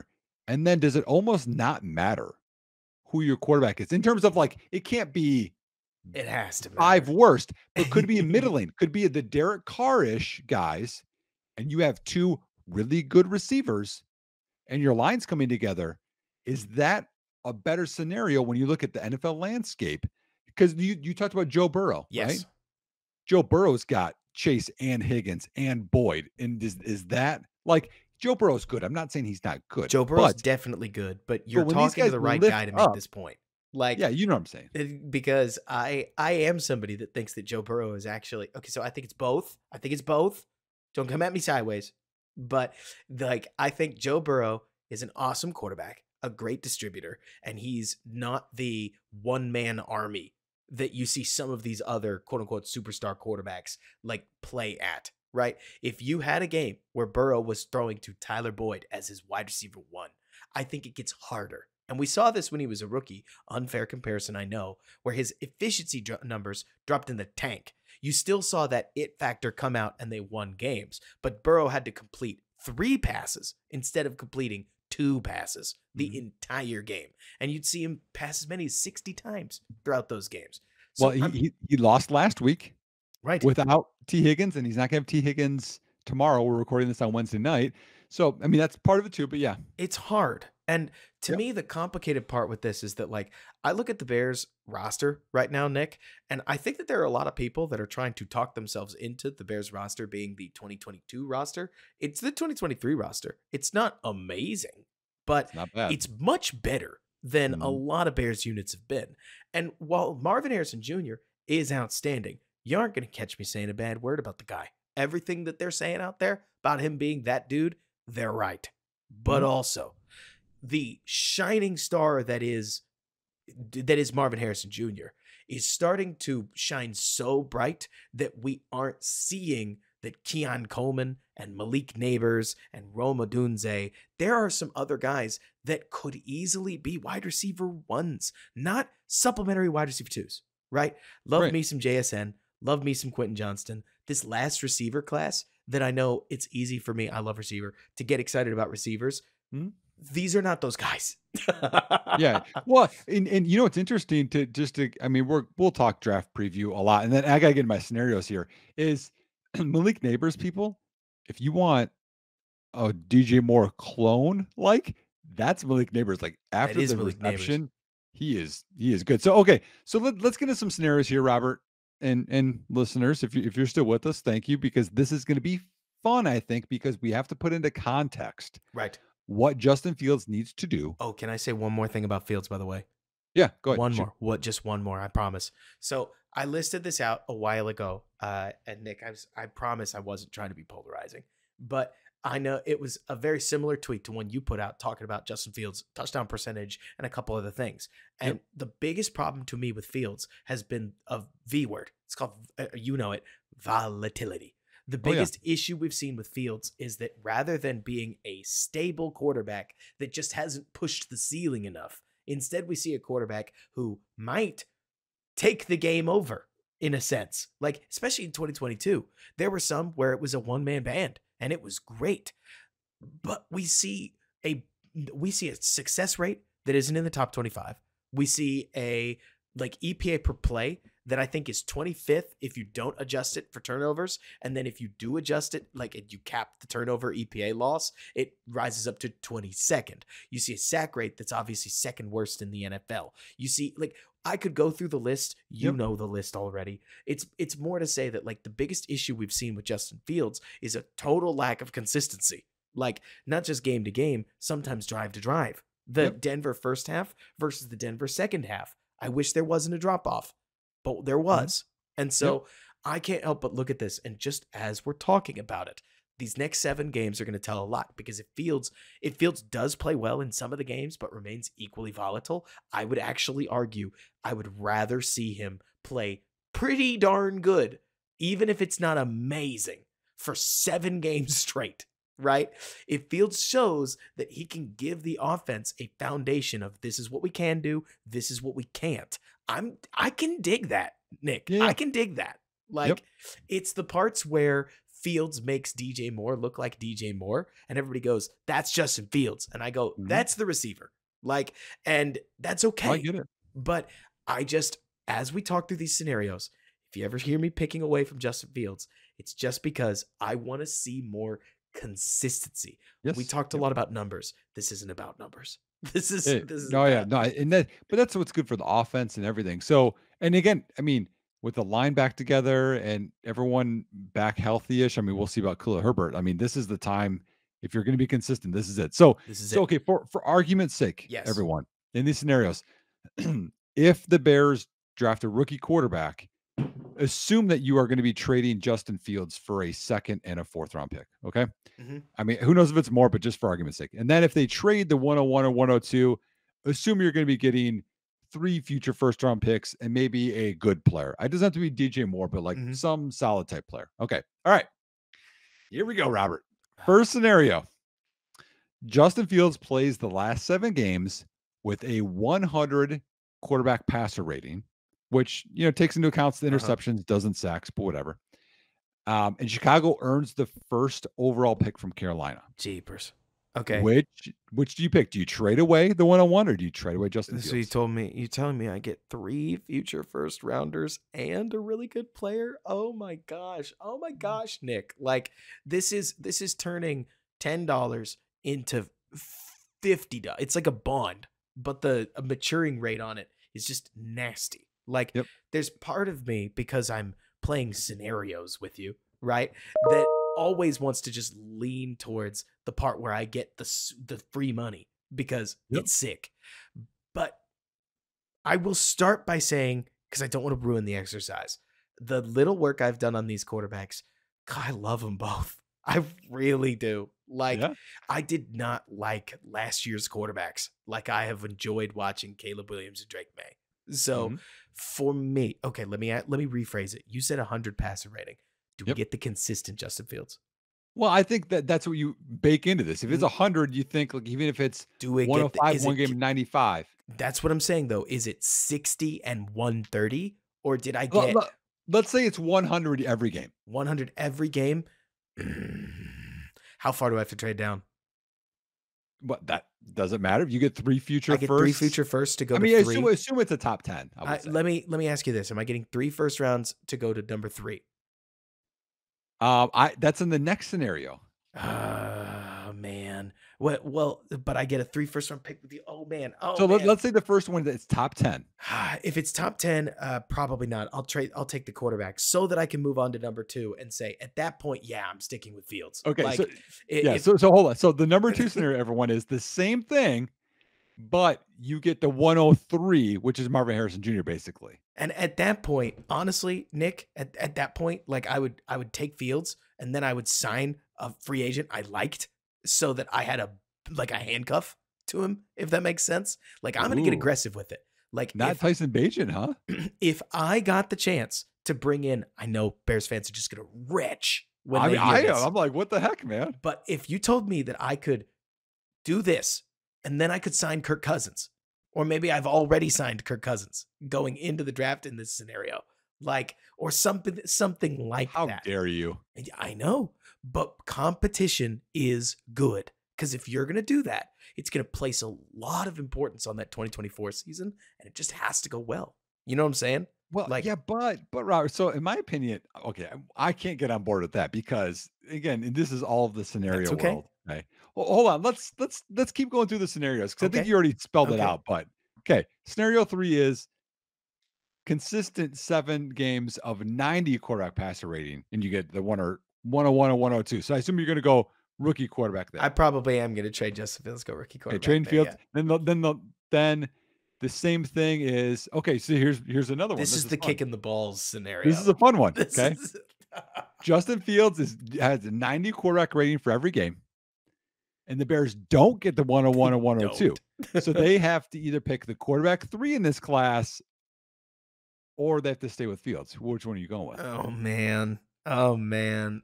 So Michael Penix Jr., Quinn Ewers, if he comes out, I think he's going to stay. I Bo Nix, there's a JJ friend of McCarthy. mine. So I'm right now, I'm a QB3 JJ McCarthy guy.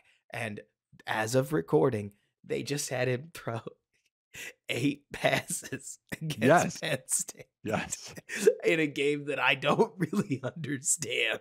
Like, I get it from a football guy perspective. They never didn't have a run box advantage, so why wouldn't they continue to run the ball? And they Mhm. ultimately won the game. I mean, you can't fault the decision. And the interim coach is like, my understanding is he came from like a let's run the ball kind of background. So Yeah, like he's an O-line guy, I think. exactly. So he's the Yeah. guy who's like, you hand him the game plan and he's going to drive the sticks into the run game. Point Yep. being, this one is the, oh my God, what happened scenario. So okay, 90 quarterback rating Right? or JJ McCarthy. Which guy you going with?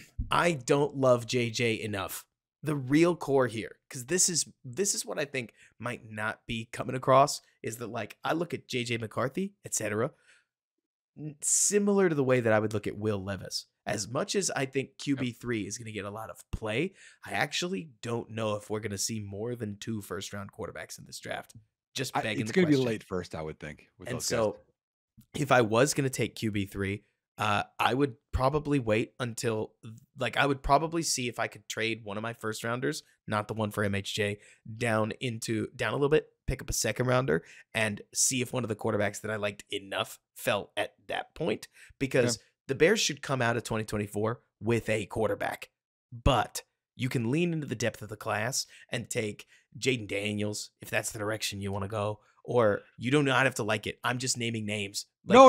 I'm going to tell you my scenario then. So that's so okay. Then the last scenario here is the same thing, but Fields is an 85 passer rating, and you have to pick quarterback 3. So I assume you're still going to stay with Fields there. I would still do the same thing because I think the value of quarterback at that point, if you're not Yep. getting them top 2, I think the value of the quarterback is in the Right. second round where you're hunting for Hurts, right? Yep. That's So the aim. Carr, yep. Hurts, Levis, Right. etc. So I'm not on board with like going with okay, so we're on board with there. So the Kirk Cousins or signing a vet or going with So to be clear, that was in conjunction with Fields. That no, I was know. I understand. Yeah. So Fields is on your team and signing a vet or bringing in Jaden Daniels or whomever else. I'm against that because if you're going to have 2 top 10 picks, which they'll have no matter what here, right. and let's say you have Marvin Harrison Jr. and however else you want to go, left tackle, Sure. edge, whatever. Johnny And it Newton at that and point. it doesn't work out. And it doesn't work out. Mm-hmm. You're going to have a chance to get a quarterback next year. Which one? Like, okay, so I know that's a cheap shot question. You're I right, get it. but probably not. Like, it takes a bad team to get up there. Look at the Bears right now, man. Like, the Bears aren't good. Yes or no? Are the Bears good? Well, of course they're not good. They have 3 wins. And where are they drafting right now? If the season ended today? 5. not quarterback place. I mean, Yeah. maybe quarterback place. But because the other weird part about quarterbacks is that this is the time of year, I want to acknowledge a logical fallacy. This is the time of year where we act like you can't get a quarterback outside the top 3, except for the fact that Justin Herbert was taken at 6, and Tua Tagovailoa was taken at 5, and Josh Allen was taken at 9, and Patrick Mahomes was taken at 10. I Deshaun get it. Watson. I Yeah, get it. Fields. Yeah. At the end of the day, the hardest part about quarterback is that when it's your team, you want to get this one right. When it's other people's teams, you can view quarterback in aggregate and see that it's all about taking shots. Like, I would argue you could take a quarterback in the second round if we really cared. I'm going to go full Kevin Cole here. I didn't think I was going to be making this point tonight, Nick. But you could draft a second round quarterback, and then if you really were bad, you could draft a first round quarterback anyways and immediately throw the pick away. Because while you'd be lighting a pick on fire, you'd be doing what you had to do to get quarterback correct. Would you agree? The Bears have to figure quarterback out. Like, I just disagree with the philosophy because there's we talked about there's 2 ways you can go about this. There are. You can hope Caleb Williams or Drake May or whomever is the savior, and they're gonna win you football games or lose you football games, or you could be Detroit Lions or 49ers in it, where you are putting in so many picks and trading down and adding so much depth to your team. Like, we added 2 first-round D linemen, and then next year we have 2 firsts, and the year after we got 2 firsts, and we're just loading talent onto this team, and our quarterback is 15th to 20th best. I still think that you could win in the playoffs with that. I mean, you could at least win a bunch of regular season games. Like, if Mike Tomlin can go 6-3 in the AFC with that Steelers team, anything's possible. Like, right. I totally get what you mean. To me, it's not even about flash. It's more like, if we're going to try to winning the Super Bowl is really hard, because gist of the team that we're seeing right now is, what's the best recipe to winning a Super Bowl? It's having the standout best quarterback in the league. Like, but that's my point. That's what everyone's playing the same game. Why play the same game? Nick, I was actually trying to make the point. I got you. Okay. You get me all hyped up, Robert. I'm saying there's been 2 of those guys that the title hasn't moved more than once. Like, if you looked at the last 20 Super Bowl winners, and I'm going entirely off the top of my head, so forgive me if I'm wrong. There is all the Super Bowls that Tom Brady won. There's the Super Bowls that Patrick Mahomes won. And then there is no rhyme or reason to any of the other winners. Like, you have Matthew Stafford leading a team that really they went all in, and for once it worked, and they just got their shot against a team that maybe just was happy to be there, but also not at all, in the Bengals. Then you've got Russ Wilson, who's the 3rd round pick from God for Seattle, who wins more than 1 Super Bowl on a stacked out team. That speaks to your point. Eli. Like Nick Foles. Eli steals 2 of them. Nick Foles gets 1. Like, Ben Roethlisberger gets his. Peyton Manning gets a couple. But, like, even then, it's like, you can't just say the Bears are going to get the best quarterback possible. I'm with you. You've got to build the team up. You have to. The only reason that I'm entertaining quarterback like I am is because, number 1, I actually like these quarterbacks. And number 2, you don't have to trade up. To me, Carolina is the latest reminder of a true fact we already know, don't we? Trading for quarterbacks almost never works. Like, well, and like I'm talking about, like, if you can't support him, like in the Bears in this scenario, I'm for both ways, by the way. Like, the Bears have DJ Moore, and like, even if you went quarterback, you'd have another guy in the first 10 picks. You could add another receiver. Like, you could still support him. I'm to guess that the Bears are going to pick the quarterback and the coach is going to develop them correctly, and it's all going to go to the perfect whatever. I just don't think it's possible. So in my opinion, let's just load up on a bunch of picks, make the team better, and you know what? Start making the playoffs. Like, that would be better than what we've done the last 30 years. I should have asked. In all 5 of the scenarios that you just drew out for me, was Matt Eberflus fired or not?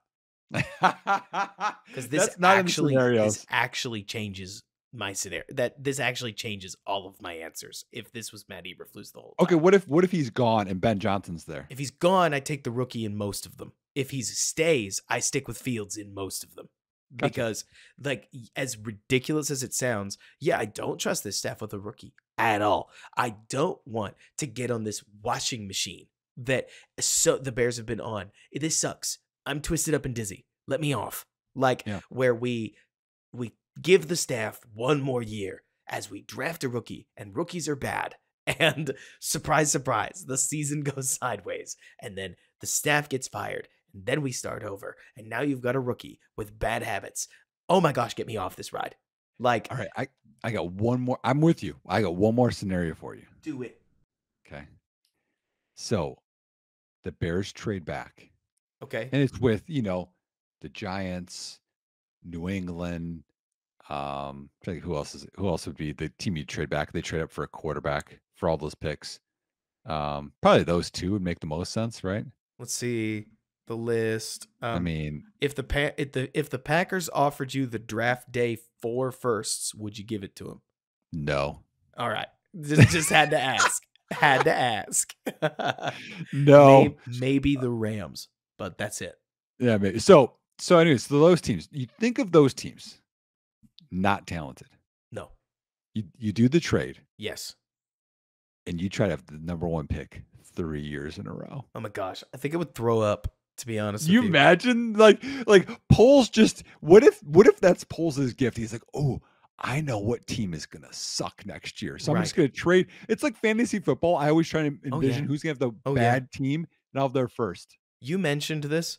We're actually both on the same page, Nick, where if there is one piece that's guiding me more than I want to admit, it is complete and total lack of patience. I am unreasonably impatient for the Bears to start the dynasty that at least is going to be competitive. I'm not asking for the world here. I actually think it's so hard to win a Super Bowl that you need to plan to try to win a divisional playoff game and hope that you go on a run after that. Does that make sense? Yeah, well, I'm Like with you. you just don't know. You can't know. You can't know. You can No. try Well, to like know. like the Bears planned on, okay, we had the quarterback, we'll add Khalil Mack, we got some good veterans. We won. We didn't win the divisional game, but hey, we got the young quarterback, and then it didn't work out. It's just And like then it didn't work out. gone. And to me, Nick, if the Bears do trade down, then to me, it puts way more pressure on 2024 than it should, because a trade down actually signals we're building for the future, like realistically. But I am so sick of these last, what is this? 2016 was awful. 2015, I can't remember. So I'm just going to leave that there. But 2016 was bad. Well, 2017, why is trading bad building for the future? what? Because you're What? getting a whole bunch of future firsts. Like, it's not that you're Yeah. not building for the now necessarily, but if you're telling me that we're trading back and we're stacking capital just in case we need a new quarterback, well, then I'm going to start thinking about the new quarterback, because Okay. I'm not convinced about the current quarterback unless he comes out swinging in these next 7 games, and I'm ready for it. I'm Yeah, here yeah. with open arms. I am going to tell you what I saw on the tape. You know what I No, mean? well, yeah, he's had some short. I just think of like the Lions, like they're like, you know Totally. what? Yeah, we got a couple firsts, we got some seconds. We're gonna add some guys in here. And we're gonna sign a couple of guys, Yes. and now we're there because versus like that team we just talked about with Chicago in 2018, which was Trubisky and signing a bunch of guys, signing Totally. Taylor Gabriel, signing Allen Robinson, signing Hakeem Hicks, Right. signing trading for Khalil Mack. Like they signed that team was not very built by Chicago. No. And it'd be nice just to have rookies that you built and developed into I that. I completely agree. I completely agree. The best part about this regime so far, they still didn't trade away their future picks. So even if you spend 1-1 on a quarterback, you have your first round pick, you have next year's first round pick, you have all of the resources of a normal team, Yep. if you will, to continue to build and stack off seasons. I mean, Rome isn't built in a day. And then if you get you get a really solid staff that can turn Tyler Scott into what I thought was a stupid take, but if you can turn Tyler Scott into a Darnell Mooney emulator, then like that's a huge win for your team. And we Mhm. could get all into the weeds. But at the end of the day, Nick, I want the Bears to become watchable. They have spent way more years out of the last, 7, where I am having to fight to watch them Yeah, I because know. they can get pretty bad out there. And I it's so funny you talk about these rookie quarterbacks because if you put Caleb Williams on the Giants, he would struggle so bad, but I would watch nearly every game. It would be mm. exciting television. And I don't know if that means it'd be good, to be honest with Well, you. no, I get it. And here's the thing, Bears fans, like no matter the scenario, Chicago wins here because Yes. hopefully we'll have the top pick. We have another top 10 pick. We just talked about our line that I'm honestly right now, I think I'm rolling with Braxton Jones instead of bringing in an elite left tackle. Like you have the line outside of center, you have some defensive pieces. Like it's an exciting time. Or you stay with Fields and then you build it more around him. Like either way's a win. This is where I'm at, Robert. I think Mm-hmm. my threshold in terms of just quarterback rating, which is a Mm-hmm. general stat of a lot of Mm-hmm. overall quarterback play, and it could be up or down, whatever, but just general, he needs to have a 93 or better quarterback passer rating, or I think that we have to move on. And that's hard for me because I'm a big Fields guy, but like I just like Drake May or Caleb Williams a lot more. The main thing that I am really struggling with Fields' stats, because I wish I could give you a passer rating. And if we were talking about Mac Jones, we could pick a passer rating. Is that passer rating, like a lot of things, is influenced by basically it doesn't take into account enough the plays where Fields doesn't throw the ball. Let's agree on something, Nick. Completely agree. If you told me that Justin Fields was about to throw the ball as often as Mac Jones throws the ball, well, Fields is electric when he throws the ball. Like Yep. when he throws the ball, he's sixth in the NFL in completion percentage over expectation. Like Mhm. when Fields throws the ball, he is at the top of these charts that you've seen Yep. pop up all over the internet Yep. of Fields and throwing statistics. And it's part of why people are looking at him and they're like, oh, well, he's one of the best clean pocket quarterbacks in the NFL because he throws the ball when he's holy smokes open. He throws Yes. very rarely clean pocket into a tight window Yes. that could turn into incompletions. If I was going to pick a stat, if you told me that Fields was about to be, let's set something reasonable, Nick, top 12 in EPA per play over the next, 7 games? Like, Mhm. we're going to think about it. But right now, he's not in the top 20. And Right. so we need to see that change. Right. I You have 12 EPA. I have 93 quarterback passer rating. Where And would that, 93 put you? Let's take a look real so fast. so I think right now, ooh, that's a good question. I can pull this up on Pro Football Reference as we Dude, record I use Pro Football Reference all the time. all the time. It's my favorite 93. one. Oh my gosh. Would you believe we picked basically the same thing? Because passer rating would of 93 would put him just under Baker Mayfield and technically ahead of himself at 14th in the NFL. Where's he at right now? Right now, he is at 14th in the NFL, No, what is his quarterback passer rating? 91.6, Okay, which is so a why little better than he's played all year. I'm saying that what frustrates me is that I think that number. So, like personally, if you had to say who's played better, Justin Fields or Trevor Lawrence, passer rating says it's been Fields. I would argue it's been Lawrence, and I think it's pretty plain. But that the team around Lawrence has actually not lived up to Fields' nature. That could be a separate conversation. I'm not trying to get into the can of worms. It's more Yeah, to no, say I that mean, but also like there's value in throwing touchdowns, and Trevor Lawrence has not done that. And, no, he and hasn't. Fields has done that at the Oh, their second best offense rating in the can't NFL. score. No debating that their offense can't Like, score in you Jacksonville. know, But the weird part about passer rating is that you get guys like Baker Mayfield and Sam Howell at 13th and 15th, bookending Justin Fields, and it makes me go, okay, hang on, what is this statistic tracking? But yeah. hey, Brock Purdy, Tua Tagovailoa, Dak Prescott, Russell Wilson, Kirk Cousins, C.J. Stroud, Justin Herbert, Jared Goff, Lamar Jackson, Jalen Hurts. Another one we could do is right now I'm pretty sure Fields is just outside the top 20 in PFF quarterback grade, and we could throw that in there too, where we want to see Justin Fields be top 12 in PFF quarterback grade, if you'd like. Here, But let me look here where he's at. He is just because I want to pick some standards that we sure. don't have to move the goalposts So on. you want overall or passer rating? What do you Or want? So overall, he's 17th right now. That's right behind Geno. That's ahead of Baker, actually, overall. In passer rating, I got to count this up. In passer rating, he's above Watson, Jimmy G, Sam Howell, Pickett, like a bunch of bad quarterbacks. He's behind Carr, Tyrod Right. Taylor, Jordan Love, Tannehill. Yeah. I So think he's it's got fair to say we don't have to pick some weird number. Like we could pick an arbitrary number. We want to see this stuff improve, right? yep, And yep, if it doesn't, that's gonna suck. But the good yep. news is that if it doesn't, the Bears are prepared. Yes, we They're are. one of the only teams I've ever seen in this position, Nick, where I don't have to like grip my hands so hard I bleed at the hope that something that seems maybe a little more unlikely than I want it to be is going to happen because they actually have an exit ramp here. Well, it's a win-win. No matter what happens, it's a Really win. is.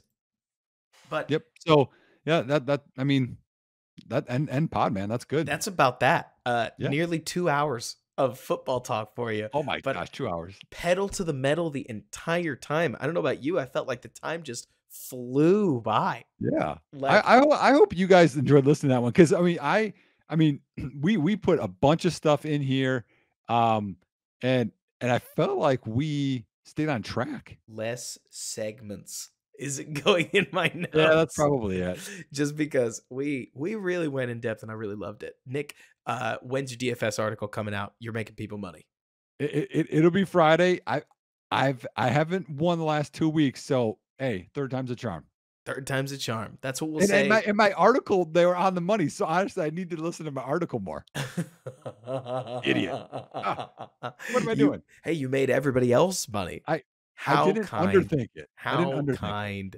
And then you can find me every day on the Bears blog. Keep your eyes on this channel right here as we're going to keep posting podcasts throughout the rest of the season. Obviously, we're going to start to probably heat up a little bit of Bears draft stuff here in a little bit. I don't know what that's going to look like, but as much as we are covering the Bears, absolutely. Carolina's torrid race to the finish has everybody looking at the draft, and I am one of everybody. So keep your eyes peeled on that. Thanks so much for listening, and until next time, everybody, bear down, and thanks so much for bearing with us.